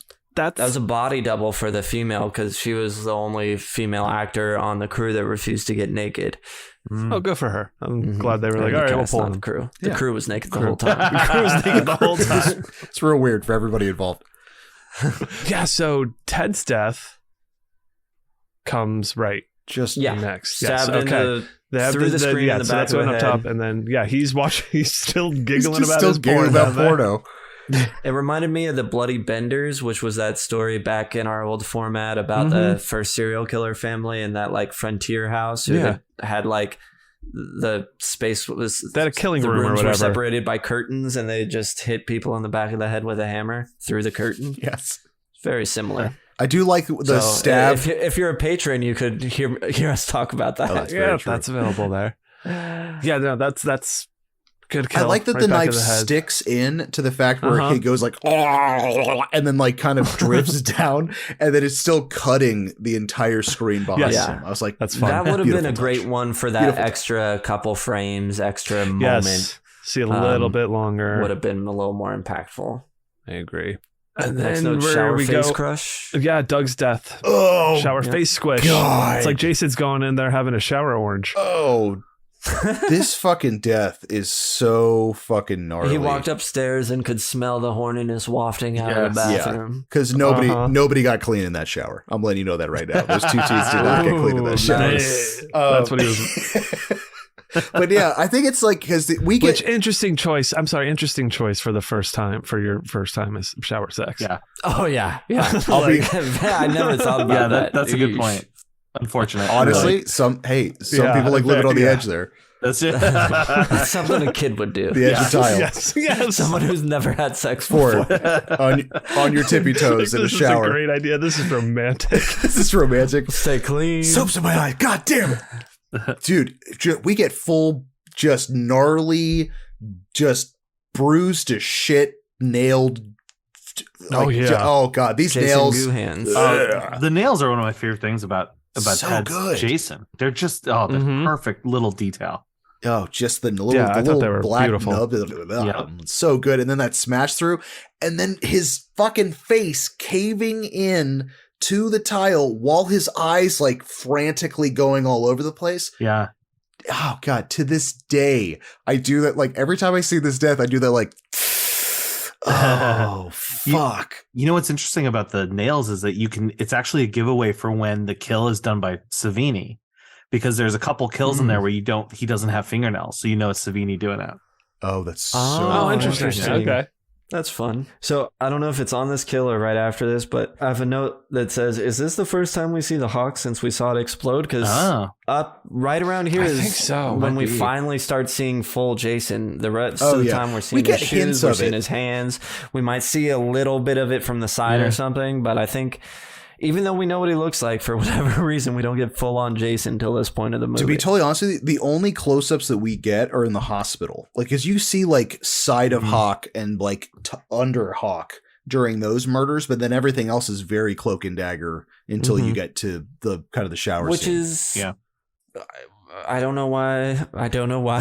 Just because that's how they've done it before. But it's not like there was any mystery to the kills. See, now Jason's in his comfort zone. He's going into full apex predator mode. Yep. Like he's already got a bunch. He's got the confidence. See, this is what happens with Jason. Jason needs those little appetizer murders. Needs to get a few under his belt. Yeah. And then it kind of boosts his confidence in it because it's kind of like he gets performance anxiety. It's kind of the downside of being a chastity demon is that like he's got to build up those murders a little bit to get his motor revving, and then past that, gone, dude. Like makes sense. Yeah, makes a lot of sense. He needs to have those first couple bodies to be able to like place strategically, so that like hide under a bed, find them and scream, and nail to a porch. He feels a lot more comfortable after that. Yeah. That makes sense. Bless his heart. Getting into his flow, but yeah. Bless his heart. Sarah's death comes after that. We finally get someone discovering some bodies and have a little freak out. Yeah. And then she runs. She gets the double pitch to Chesty. Fucking axe to the chest. I'm more impressed the tightening of that towel that it took an entire double-headed axe to go through her chest, and that shit is still on her. I mean, at this point, it's embedded in her, but like, well, yeah. I can't believe. I mean, I knew Jason was strong, but this is when we're really getting to see the fact, like the force that axe shot through that door through into her is like, no. Well, you see, what you don't see on the opposite side is that also Camp Crystal Lake has a Civil War reenactment center. So he pulled a cannon in front of that door and wedged an axe into it and fired it directly at the door. It's about the force that it comes out with, for sure. Yeah, that was a great one. And then Rob, Trish, and Gordon go to check out the rental house all together. And then that's when Gordon nopes the fuck out. Gordon dives through a window, which I fucking love. Yeah, that's one of the best. Incredible. And I'm curious about these houses, just like totally going sidetracked. This was the part where I was like, wait, so there are just two houses right next door to each other in the middle of nowhere?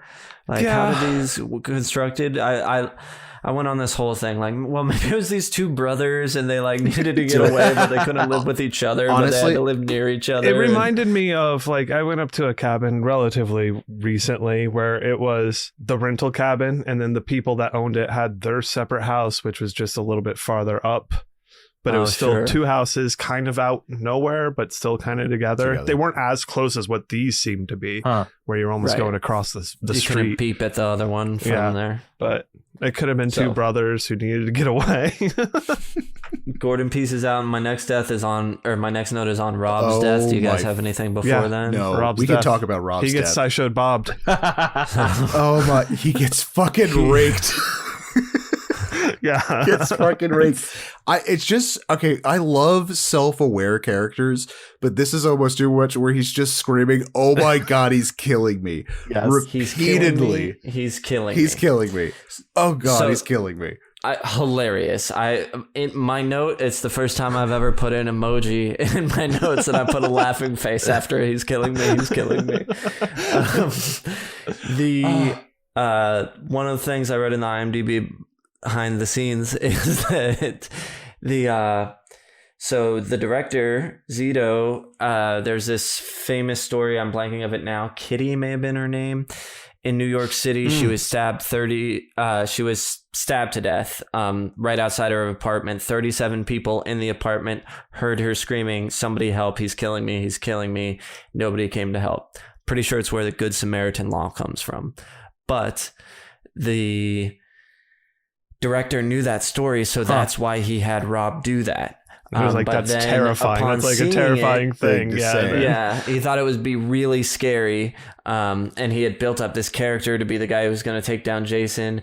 And then he realized it just made him look soft and weak. And he said, he would sneak into theaters to see people's reactions.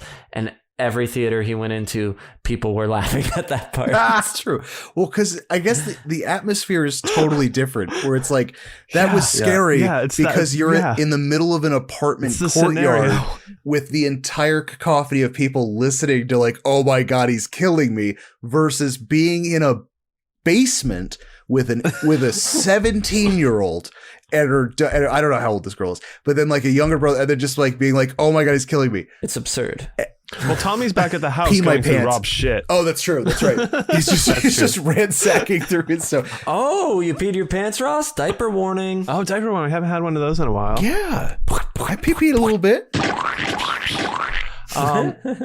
Yeah, and then at this point, though, is also when when Jason starts really building up to his big moment, because he starts setting his human alarms around the house. Yeah.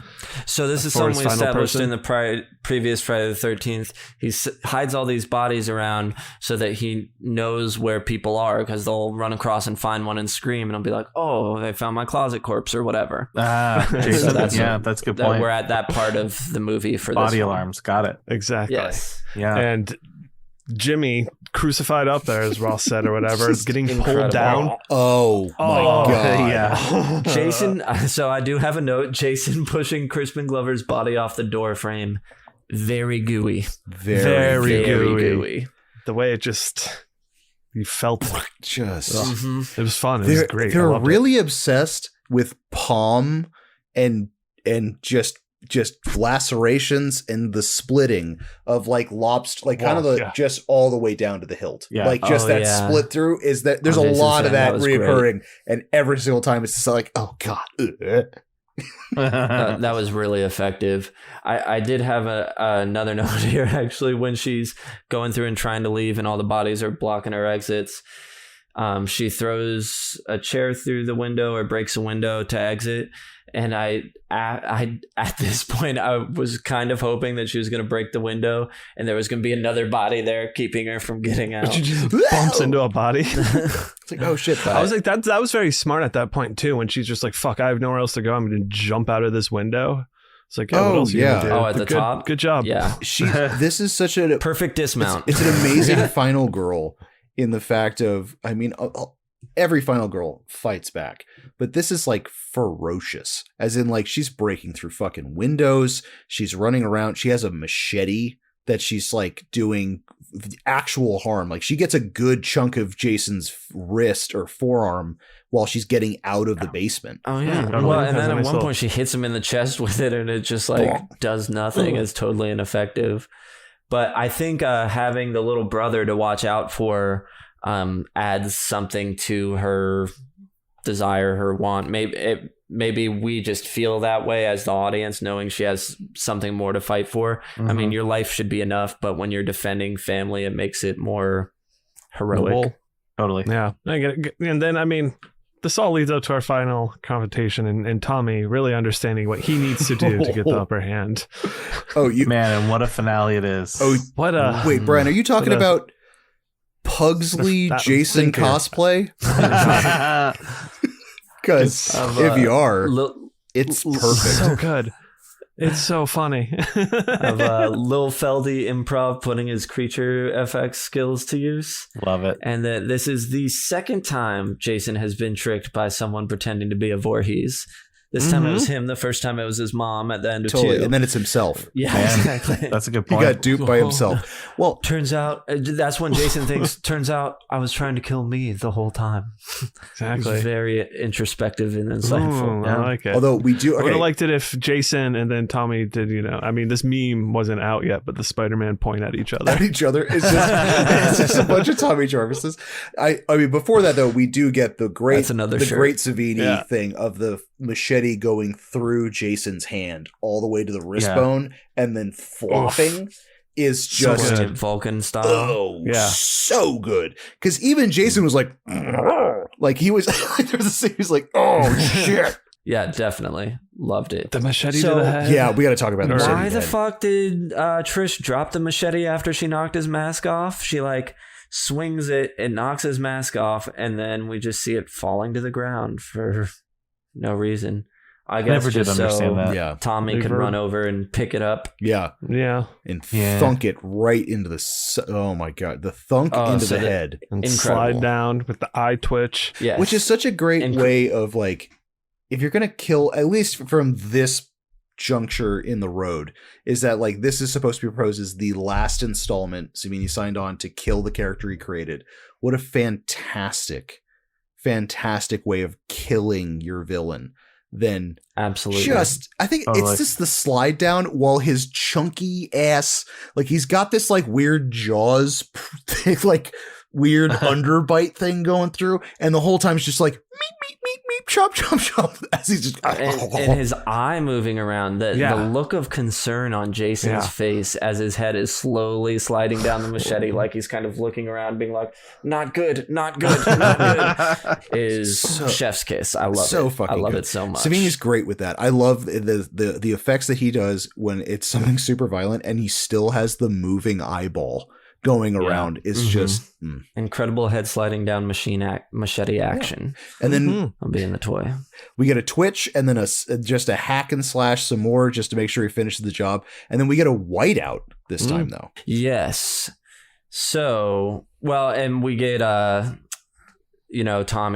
hacking Slicing, away, hacking. die at Jason's body.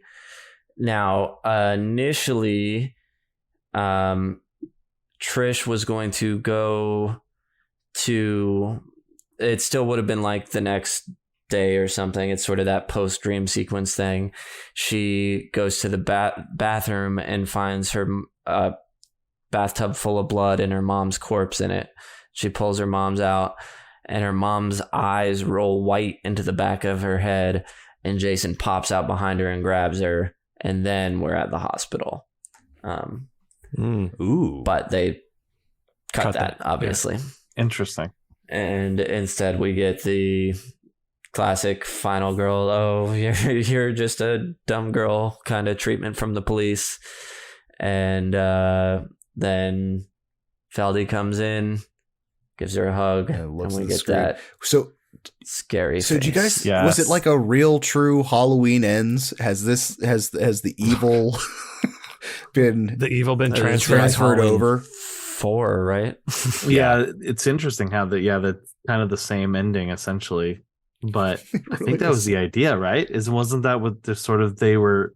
I don't think they had passing plans, it on. but Something like that. Yeah, it was either passed on or he developed it or whatever it is. But yeah, that he's going to be. I think it's certainly implying that. Yeah. And my last note is the Crystal Lake Department has had their hands full. 34 victims and 3 final girls that need to just calm down and quit being all woman-like in, 48 hours? A whole lot of PTSD. Yeah. That's it. Wild. Yeah. They were not equipped to handle that. I don't have any more. The only final note I have is Gordon lives, is what I say. Yes. So, Yeah. good. I was on board with that. Brian, you should have just a list of your of the dogs that lived, and just have any time a dog lives, it just goes through Brian's curated Dogs list. That lived. It's another shirt. It'll just be full of dogs that lived in one movie. And they're all playing poker. Perfect. Dogs that lived playing poker. With that, I think it's a great time to take a break. And we're back. Thank you. I probably was like nothing for you. You might not have even noticed, but we had ourselves a nice little break. And now that we're back, it's time to jump into the crematorium of questions. This is where all our burning questions are answered by us. It's good. Would we survive? And if so, how? I'm going back. I hate to say the same thing I've said before, but Jason's still kind of a sneak 'em up killer. Yeah. I guess he is more formidable head on in this one than other ones with his crazy strength. This is the installment I would say no to survival, because this is Apex Predator full Jason Voorhees. While he's still alive. You got to think he's taken out serial killers in this one. An entire house of serial killers was murdered by this man. So, This is the Jason Voorhees that you stick the claw of a hammer in the back of his head. He's going to pull out the hammer and throw it at you, and if it misses you, it's going to lodge in a wall. Yeah. Right? I mean, like he's shock putting axes through doors in this movie. Mm-hmm. Like this is. I like to picture it like a shot put. This Jason is so different and so similar, but so different than the other two Jasons leading up to this, that like this is the one where I'm like, God, this isn't even like I would just need to be in a quiet part of the house. Like he's murdering everybody, including the neighbors.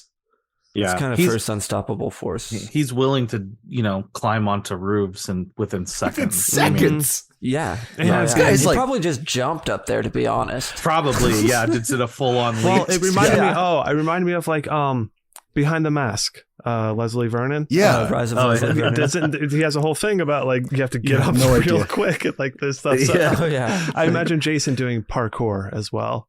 Oh, and just absolutely. like getting super Practicing. nimble and like Totally. being awesome at it.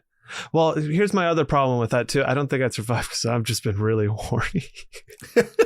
I couldn't even finish the joke. That's fair. Way too horny. I'd have too much stink way I'd lines survive. coming off me for Jason. Yeah. He'd be like, P.U. Who's that? he's like a hormone bloodhound. He's just on you nonstop.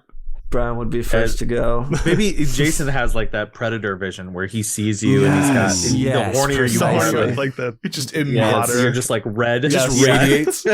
Yes. Sees through the walls. And I don't know about you guys, but I'm not going to think to trick him as some family member of his. That would never occur to me. Yeah, That's I would only never have I thought feel like about- I just yeah. blew Ross's mind even suggesting that. He was like, gave me a very stunned face. Well, no, because I'm thinking about it. Is it like, unless you're like an 11-year-old kid, you can't play him as a kid. You know what I mean? What am I going to Like, put I'd on, have like to play him toddler now? shorts? You're And like, like- like I'm like, hey, I'm you from 10 minutes ago. Don't do this. Hey, Like this word, don't. you're like, Jason, I'm your Uncle Charlie. Yeah, exactly. It's like, Charlie Voorhees. Remember me? Giving? We Charlie. I would have been there for you know that new sound you've been looking for?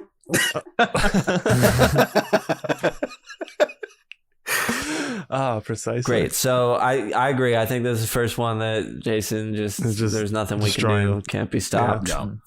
Love it. Check a map. Make sure you're not by Crystal Lake. That's the best thing you can do. Yeah, just don't go to Crystal Lake.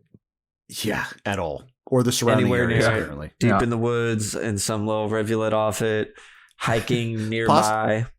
Possibly the entire state of New Jersey. Like, Or just avoid don't at have all any fucking libido. costs. Fair enough. If you have like no horniness, it'll be like you're covered True. in mud. Right, exactly. And he can't see you. Don't be horny in New Jersey. That's like that's impossible. Yeah. All of New Jersey Ross is is just from there, he constantly knows. horny. All right. Next up, how do you make it gooier? I mean, as we said, Um, extend the deaths. Just those. I was going to scenes. say, yeah, just leave the camera on. Mhm. Yeah. It doesn't Yeah, need for like much. 10 seconds max each kill. Yeah. Perfect. Yeah, well, I don't even think that much each kill. I think like if this movie were 11 seconds longer total, but each bit of that was from the kills throughout the movie, that'd be enough. Totally. Because it's pretty close. It doesn't need much to Yeah. get there. Yeah. Mhm. Agreed. Maybe Jason could do some sort of fingernail kill. That'd be pretty gooey. Ooh. Ooh, I was going to say that the only sounds thing I awesome. could say to go on brand is that when we get the dick spear, The is that we get harpoon a pull dick out lift. and a full rip. Oh, yeah. That would be pretty brutal. A dick yeah. rip. Yeah. We haven't had a dick Yeah. rip in a while. That's something that's come up on the podcast before. I didn't expect it to come These up so horror much, movies. but yeah. right? All right, next one. Villain level 1 through 10. You got your power level 1 through 5, iconography 1 through 5. Put them together. What do you get?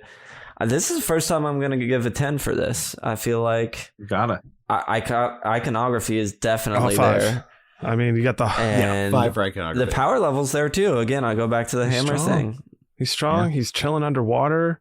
He's Yeah. just Unstoppable. He can do it all. jumping up to the second story. First floor to second Yeah. floor, right? Yeah. He's a. Yeah, I have to give him a 10 too. I mean, he literally at the beginning of this movie survived a axe to his head. Like that's just base camp Mhm. of Yeah. Mount Voorhees. Like past that, like all the injuries and stuff, like he seems so powerful. Yeah. It seemed like before these movies, it was like horniness was fueling him, and now it's like fully like revived him, and Yeah. He's it's God a mode. horniness God mode dude. now. He's a horniness Sith at this Yeah. point. Like he Yes. is. It's just his Sith Lord is just fucking. Yes.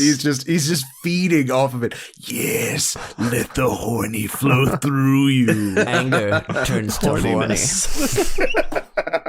Amazing. Horny turns to skinny dipping. Great. So do we all 10? I think it's 10 tens down? across the board on 10 that. easy. Yeah. Yeah. Yeah, not even a Can't not question. be. That was an easy one. Sometimes if we get more conversation, I feel like this was just, I mean, It was which easy, is I mean- awesome. Great. Yeah. Good Yeah, for you, this is Jason. Good for you, Jason 4 or Jason 3. Jason. Jason Voorhees. Voorhees. Oh, man. Oh wow. I love it. Does this movie deserve a sequel? And what is the worst sequel that you can think of? Definitely deserves a sequel. This first one, I would say, absolutely deserves a sequel, which is funny because it's the fourth one, and he's supposed to have died. The worst sequel I can think of is Friday 5. Yeah. Yes. Without I haven't seen it spoiling, yet. without The one they spoiling, actually because did. Sam hasn't seen it at all. I won't say anything, but oh, good lord. Okay, well, I would do the next Friday the 13th. So whatever the next Friday the 13th is chronologically the timeline, and then just like my Titanic Oh, you're on too, this kick right now. just and just at Voorhees' grave for an hour and a half. The next Friday. Yeah. The next Friday. I was going to say next Friday would probably be a pretty horrible sequel for Friday the 13th, the final chapter. But I would go with, now we've gotten rid of Jason, no more Jason, but Pamela's back, and now she is now avenging the death of Jason once again. Oh, I like that. The cycle just sort of repeats itself. The cycle repeats itself. But what's her name? Why am I blanking on her name? What's Pamela, the actress's name? Betsy Palmer refused to come back. So someone else, some unknown, it doesn't really matter. I think there's who played her in Jason and no spoilers, but Jason versus Freddy. Yeah, there's another. Oh, yeah. Okay, Yeah. Sam, I want to build upon your role because I didn't have a good idea for a bad sequel. Yes, I think it deserves one. But let's say like we keep building upon this world and there's multiple sequels within this world and everyone, it's played by a different person plays Pamela Voorhees. So we get a different actress every time. And it's like this almost like Pamela and Jason like together that eventually they go on, team up together and just go off killing. And then and the movie we got was Pamela and Jason versus Freddy. And then it turns into a heist movie. And then it turns into a heist. It's just Heat. Then it turns into Heat. It's just with Pamela and Jason Voorhees. Nice. Just as long. It goes back to they have hockey masks. So that was like Titanic. See, I just thought you were gonna do like the multi Pamelas of Madness or something like that. Oh, all like within one movie. I would do the multiverse thing. That'd be fun. We could do that too. Yeah. It's a little played now. Well, this would have been back in 85. That's why it'd be a bad sequel. Sure, true. They wouldn't have known that would have blown their minds. If this movie were a band, what is the name and genre? Yeah. I got two. I'll give you my first one. Magical Forest Twins is the band. Oh, okay. And it's a two-piece new wave band that's just drums and keys. Nice. I'd listen. Okay. Thank you. Isn't there an actual band called Tommy Jarvis? Oh, I don't know. So. I could swear I to could God. see that. Tell me right now. But I'm not positive. Oh man. I had one. It's from an alternative. I don't know if it's the alternative ending. But Tommy's Mystery Microwave, and it would be psychedelic rock because there was a part of this that he was supposed to be an inventor and he was supposed to use a microwave or something to kill Jason at the end of the movie. Yeah, he was going to be inventor instead of like a makeup. Special effects person and use a microwave at the end. Mine would be like that's hilarious. Weird Frank Zappa music, and it would just be Tommy's Mystery. Weird. So they really wanted to do a technology thing because it sounded like Rob. Wasn't he supposed to have all sorts of techno gear and stuff like that too? Yeah. Interesting. Oh, yeah. They scrapped it. Yeah, they're like, we got to save this. We got to wait till we can do this in our space. budget's not that big, okay? Till the 10th installment. I came up with Crystal Lake Carnage is the band. They're a noisecore band, so they only play like noise and shit. A couple of their songs, Chainsaw Serenade and Campfire Slaughter.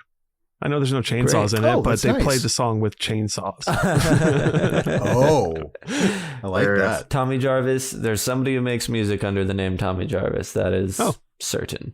That is certain. Don't have much beyond that. I wouldn't be surprised. A lot of the rest of it is Friday the 13th related. Sure. Do they have a SoundCloud? Yes. All right. Well, there you go. Yeah. Luke, did you have a name or genre? That's when you know. That's when you know. Oh, I don't. Sorry, I'm sorry. No problem. Tommy Jarvis was what I thought immediately. Perfect. I was like, that Tommy Jarvis is a great name. It's not as clever as your guys'. No, it's fine. A great name for a band.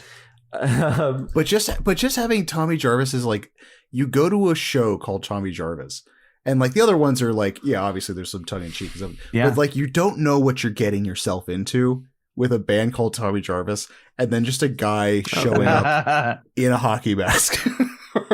He shaves his head, even more off-putting, like has clumsily cut his hair all fucked up, and he's in like a too tight polo and like why does he put on like too almost tight illegal hot pants? Does he know that It's the Jason style. I think wore it's- too tight of clothing or something? That's a good It's question. like you got it. It's part of the outfit. Yeah. Is looking for Summer young camp. boy clothing. Hey, he was like, No, I think my band is actually. I think Tommy is he's just a single solo, single artist emo Ooh, artist yes. named Ooh, Tommy yes. Jarvis. But he has the weird ooh. Jason hair, right? But he's trying to do the emo thing. Yes. That's perfect. Ooh, I like Incredible. that. Yeah, that's great. And I mentioned I came up with two. My other one is a metallic hardcore band, Mm-hmm. and the band is called Dead Fuck, Oh, and their Nice. debut album is Meet Me in the Cold Room. nice. Oh, that's Ooh, perfect. Nice. Good job. That's really Good good. job. That's really good. Ooh, that's so All right, next good. up, Shit. would you buy the soundtrack or score on vinyl? I said Meh. no. I would. I mean, Hey, that's awesome. got it. Got I it. would if I don't He's got already it. own one or two. Like I would. I don't. It's on my list of ones. so far 3 is the only one I want Yeah. because 'Cause it's got it's that great. God. They, Yeah. yeah, the music is great, but it does not vary greatly Yeah. from movie to movie. Totally. So if I've Mhm. already owned one, no. But if I could choose, I might Right. grab this one out of if I wanted just like straight up Friday the 13th music, Right. as opposed to our. Whenever you want to walk around the house and feel like you're in a Friday the 13th Ross, movie. I assume that's that the- happens weekly. That's It is the the waxwork, waxwork, yeah. right? Yeah, absolutely, all the time. Yeah, Yeah. that it is, cover and art it's for the that. I have for all that of them. release I have is the so entire good. collection they've put out, nice. and I get it mostly because the I know. Oh, that's Oh, that's yeah, amazing. that cover art is phenomenal. That Just- is They Oh, just do bad. incredible work. Yeah, that's the thing though. There's a lot Hard of not like to. cool variations of these vinyls, like where it's, I was it's- just looking at the waxwork one for 3, considering purchasing it. Yeah. Is that where I where may. where did our Silent Night and Deadly Night come from? Because like I bought That that was because that looked cool. Like somewhere I mean, else. yeah, That was a different but- one, but yeah, that had like a still from the movie. it has and, a like, still from the movie artwork and like and yeah, shit. like oh, yeah. it's so ridiculous. Love it. Okay. Anything Mhm. from the final chapter? Do some people call it part 4? Can you go either way, or the number 4? Or do you have to say the final chapter? Well, you said at first In it's fandom. Voorhees. It's Oh, It's Hey, called yeah. nailed it. yeah, you should just be saying Voorhees if you want to be like cool. All right. Is it Friday the 13th or Friday the 14th? I like Friday the 13th. God damn it. Is it so? Is this right after 3? Yes. So this is like Sunday the because it 15th. starts at the beginning Yes. of 3, kind of. Technically, Yeah. Possibly Yeah, yeah, Monday. yeah. I don't know. It's in April, Yeah. so it's spring break. Oh, okay. It was released in April. Yeah. Yeah. Oh, The that's least right. scary Friday the 13th. Is anything action figure worthy? Absolutely. Oh, yeah. Jason. Absolutely. For sure. Mm-hmm. And little shaved head definitely Tommy. Jason. I'm just picturing Oh, dude, I would love a shaved head Tommy. I Yeah. think a bunch of naked teenagers would be cool. right? No, I You was want the picturing play set of No. the skinny Yeah. dip scene? No, dude, Yeah, I want a like Man hams and the Like the, man um, Biebs. like the firehouse from Ghostbusters, but I just want it to be the rental house with catapult, because every floor would have catapults that you could just huck people out of the windows. Oh, and they have a like Ooh. a Jimmy like nailed to the thing, but it's like a Stretch Armstrong that you can pull. Yes. Yes. Just slowly like that'd be a fun one. That's great. That's great. That rolls right into I had one for Jimmy's body. For what merch or prop would you want from the film? I think bookend. I don't know what the other one would be, some other body, but like, you know, something for your bookshelves to keep them from tipping over, and one of them is Jimmy nailed to the door frame like that. Oh yeah, I would honestly. I see get what the you're saying, corkscrew.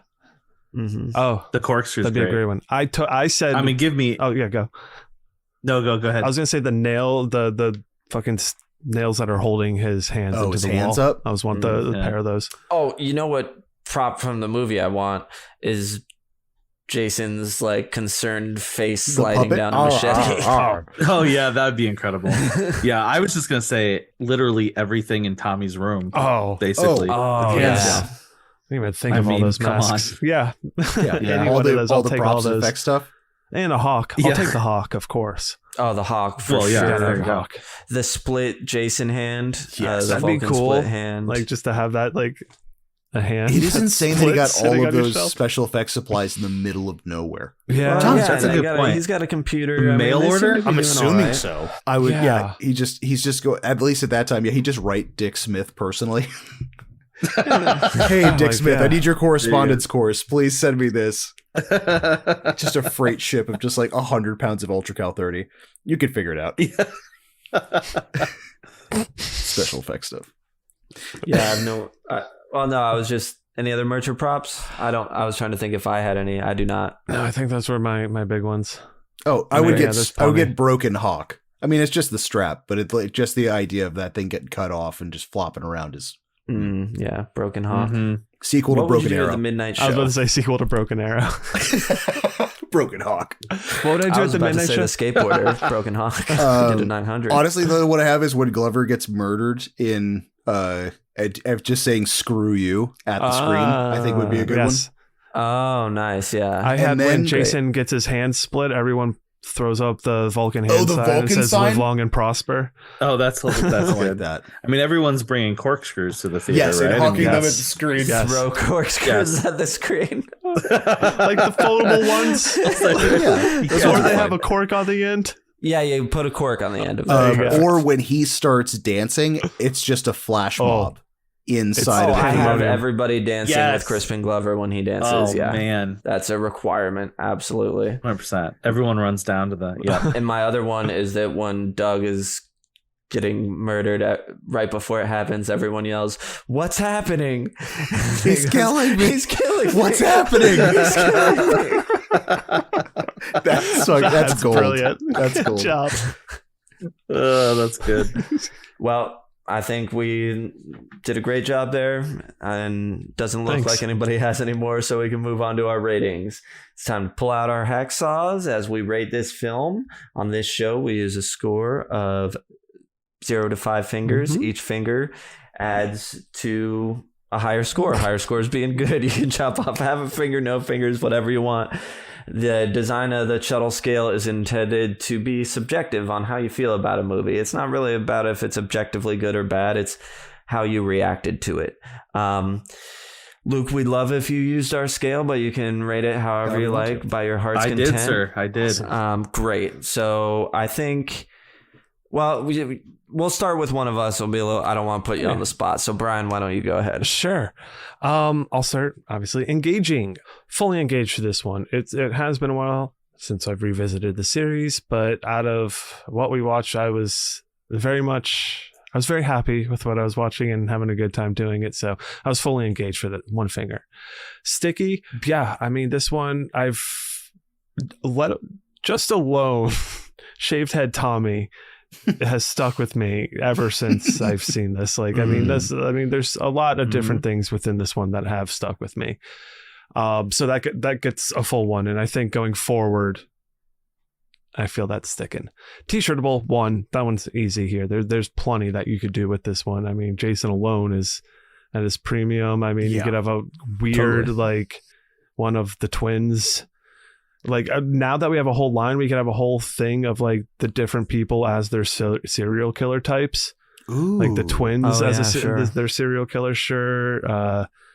Teddy and whatever serial killer. I like the one you came up with of Jason and Tommy doing the Spider-Man point. That at the end one there. for sure. Yeah. That's all. Yeah. That's See, full 1 for that.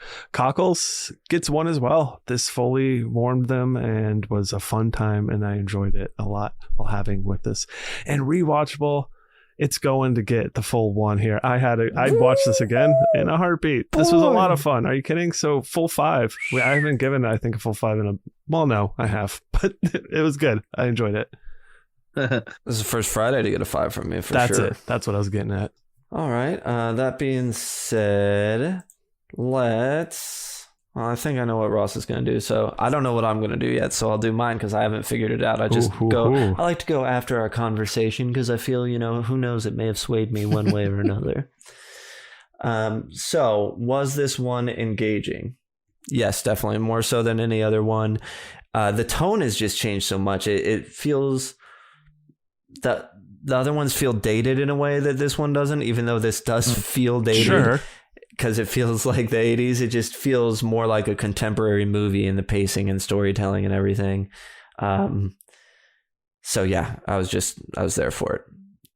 First one that I think I've done that for. Sticky.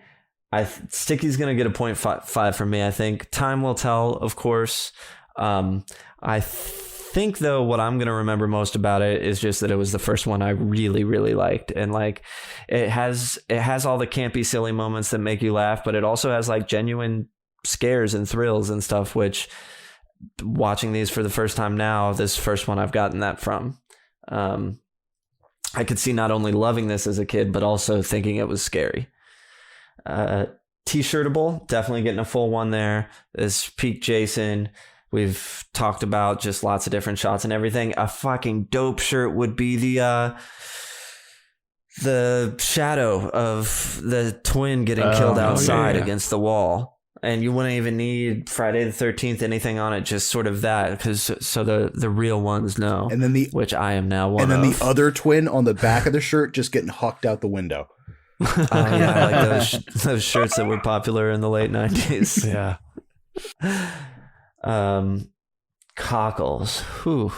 You know what? I'll give it a 1. I'll throw a 1 its way because it worked, like, for all the reasons I've kind of just espoused upon. It hits me right in my feelings. And then rewatchable. It's gonna get a full 1 as well, which is giving it a higher score than I anticipated, but that's a 4.5 out of 5. I was thinking it might get a 4, but I mean, saith the scale. Does it feel good in your heart though? I think so. I think time will tell. But for now, yeah, I'm happy with a 4 or 5. Perfect. Let's go to Luke. Yeah, I mean, no surprises from me. Engaging, yeah, 100%. I think it's one of the most engaging Fridays. It's definitely one of the most engaging slasher films from the era, in my opinion. Yeah, and actually, even interestingly enough, the fact that it is kind of one of the last really serious ones. The interesting thing, the two, considered the two best Fridays are this one and 6. Mm-hmm. And 6 is very kind of self-referential and kind of goofy, and that's kind of following the world of slashers at that time were starting to get that way. So I think both of them have that sense, but this is engaging in the sense that it really kind of, someone said it earlier, just sort of is the culmination of the Friday franchise. But memorable, I mean, super easy. I mean, just Crispin Glover dancing alone is one of the most memeable things you could possibly do. Absolutely. It's eternal. How did you know? Right? Yeah, right. So easy one there. T-shirtable, man. I have a shirt that is literally the poster. It's the mask in the pool of blood. We didn't even mention that. The poster alone Iconic. is T-shirtable. Yeah. One of the best Friday posters, if not, slasher posters. And then, Cockles, that's an easy one for me. I think this movie, especially with the characters, like I actually care about these characters. Like I'm legitimately disappointed when Crispin Glover dies. Like, it sucks. So that's an easy one. And of course, Tommy Jarvis, like I'm just rooting for him all the way until until he goes bananas. Yeah. And then rewatchable, I've watched this film a good 10 times. It's easily rewatchable. And even when you guys asked me to be on, I was like, final chapter, hell yeah, I will take any excuse to watch this movie again. Fuck yeah. Nice. So yeah, that's a full 5 for me. Full 5. Awesome. Ross, I think we all know what it's going to be, but who knows? It seems like whenever I think I know, you throw in a monkey wrench. So I don't know, Sam. Nice. Engaging. It's honestly, it's just going to get a 1 from me.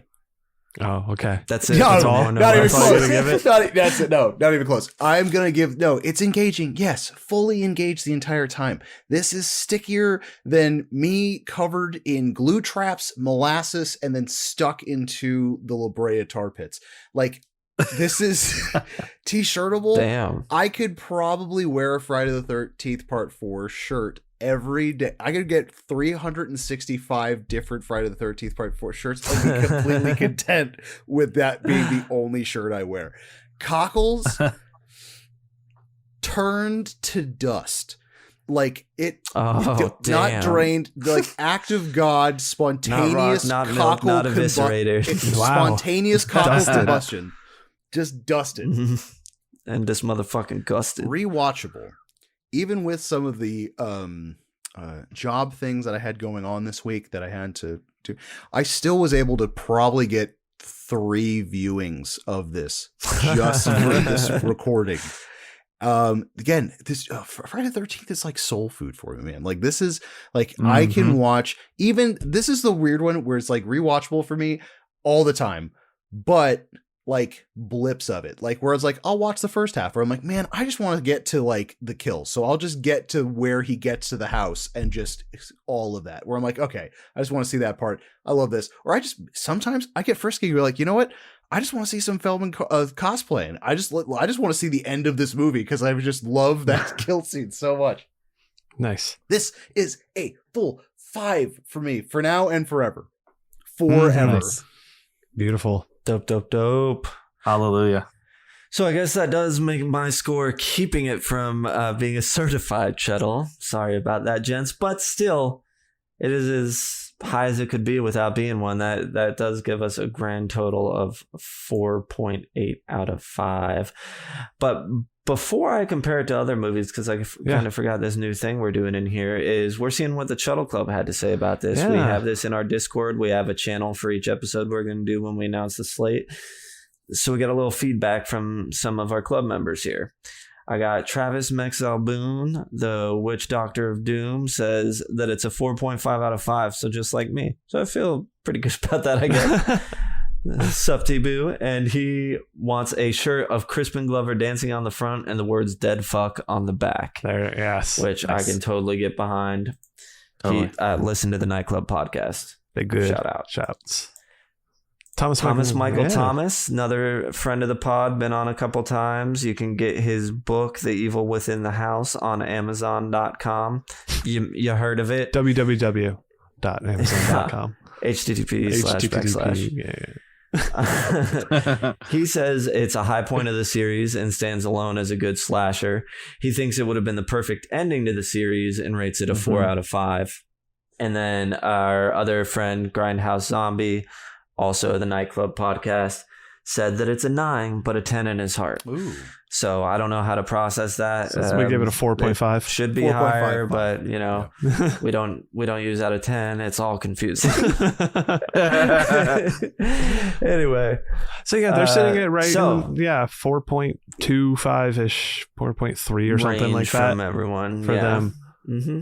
Which is great. That's awesome. Yeah, great score. Wonderful score. Yeah. So we know our average is 4.8, which gets it into the Crypt Chuddle Club Crypt, which is awesome. Another movie in there, Revealer, which Luke here on the show director, go check that out. I don't know why I said that. Share the Crypt. So small. Check it out. It's fucking awesome. It's rad. Watch it. But yeah, it sits what around. Else does this reside around? Right in the same score range, we got Slither, Rec 3, and Terrified. And sitting right below it, funny enough, is The Babadook and Pussy Cake. Oh, wow. So, great. All great. Yeah, and then obviously in the Crypt, we all know those: Signal, Barbarian, Halloween. There's many more.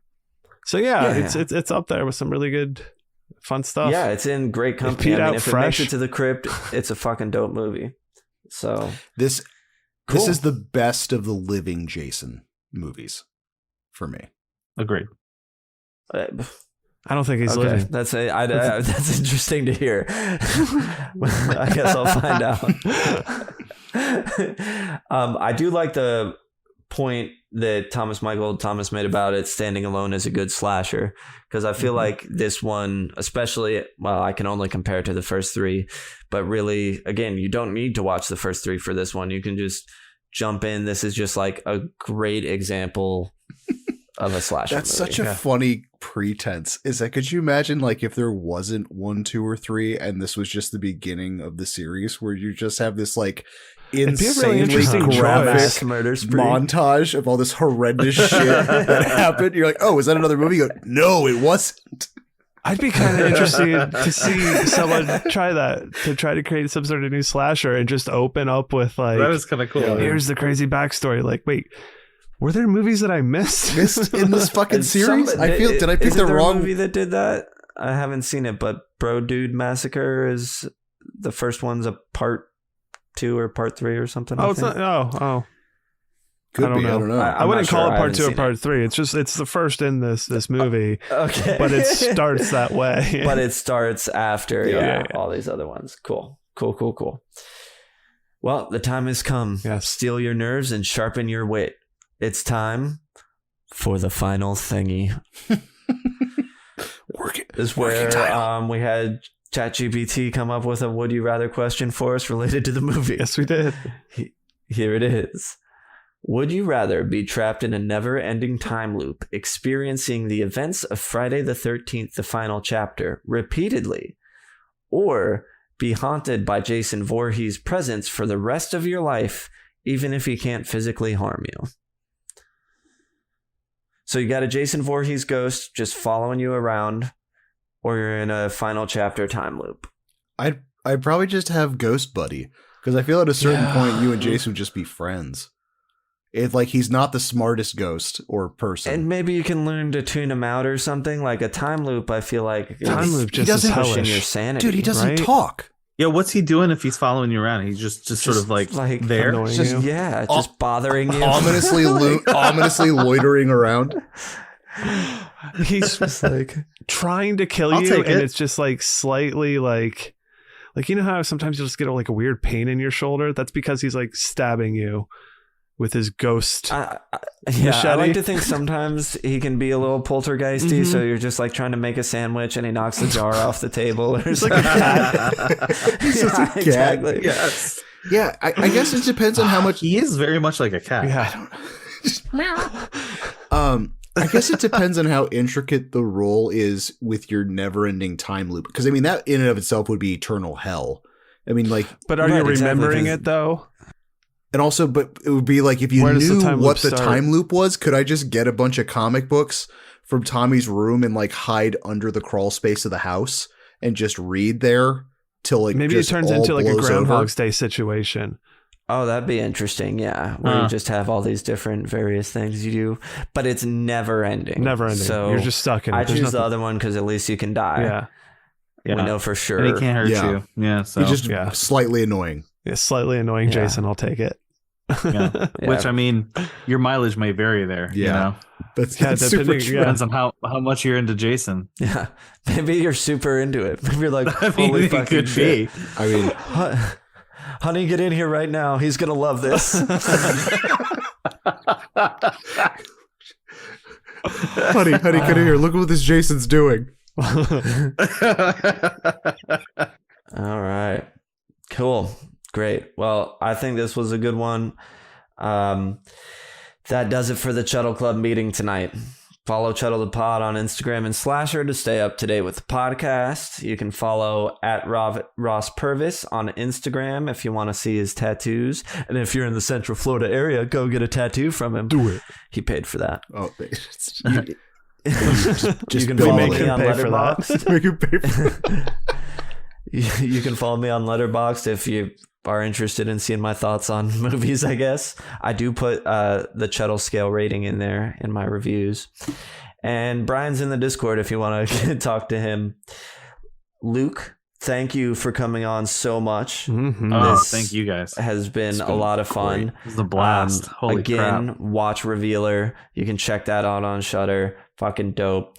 Do you want to be followed on any socials or have anything like that you want to put out there? Yeah, I'm not. I don't do a lot. I'm on Instagram. You can follow me at Luke's Lens, LUKESLENS, and I'm on Letterboxd as well. That's about it. Same thing. I think it's Great. my Boyce, I believe, on Letterboxd. Well, and soon to be in our Discord as well. Yeah. Soon to be in the Discord. We'll get it. Hell yeah. Yeah. No, thank you guys. This was so much fun. I really appreciate the invite. This was such a fuck yeah. blast. Pleasure. Well, Yeah. I had a great time. Well, thanks again, Luke, for coming on, and until next time. He thinks that's funny. He thinks it's a funny thing he's doing.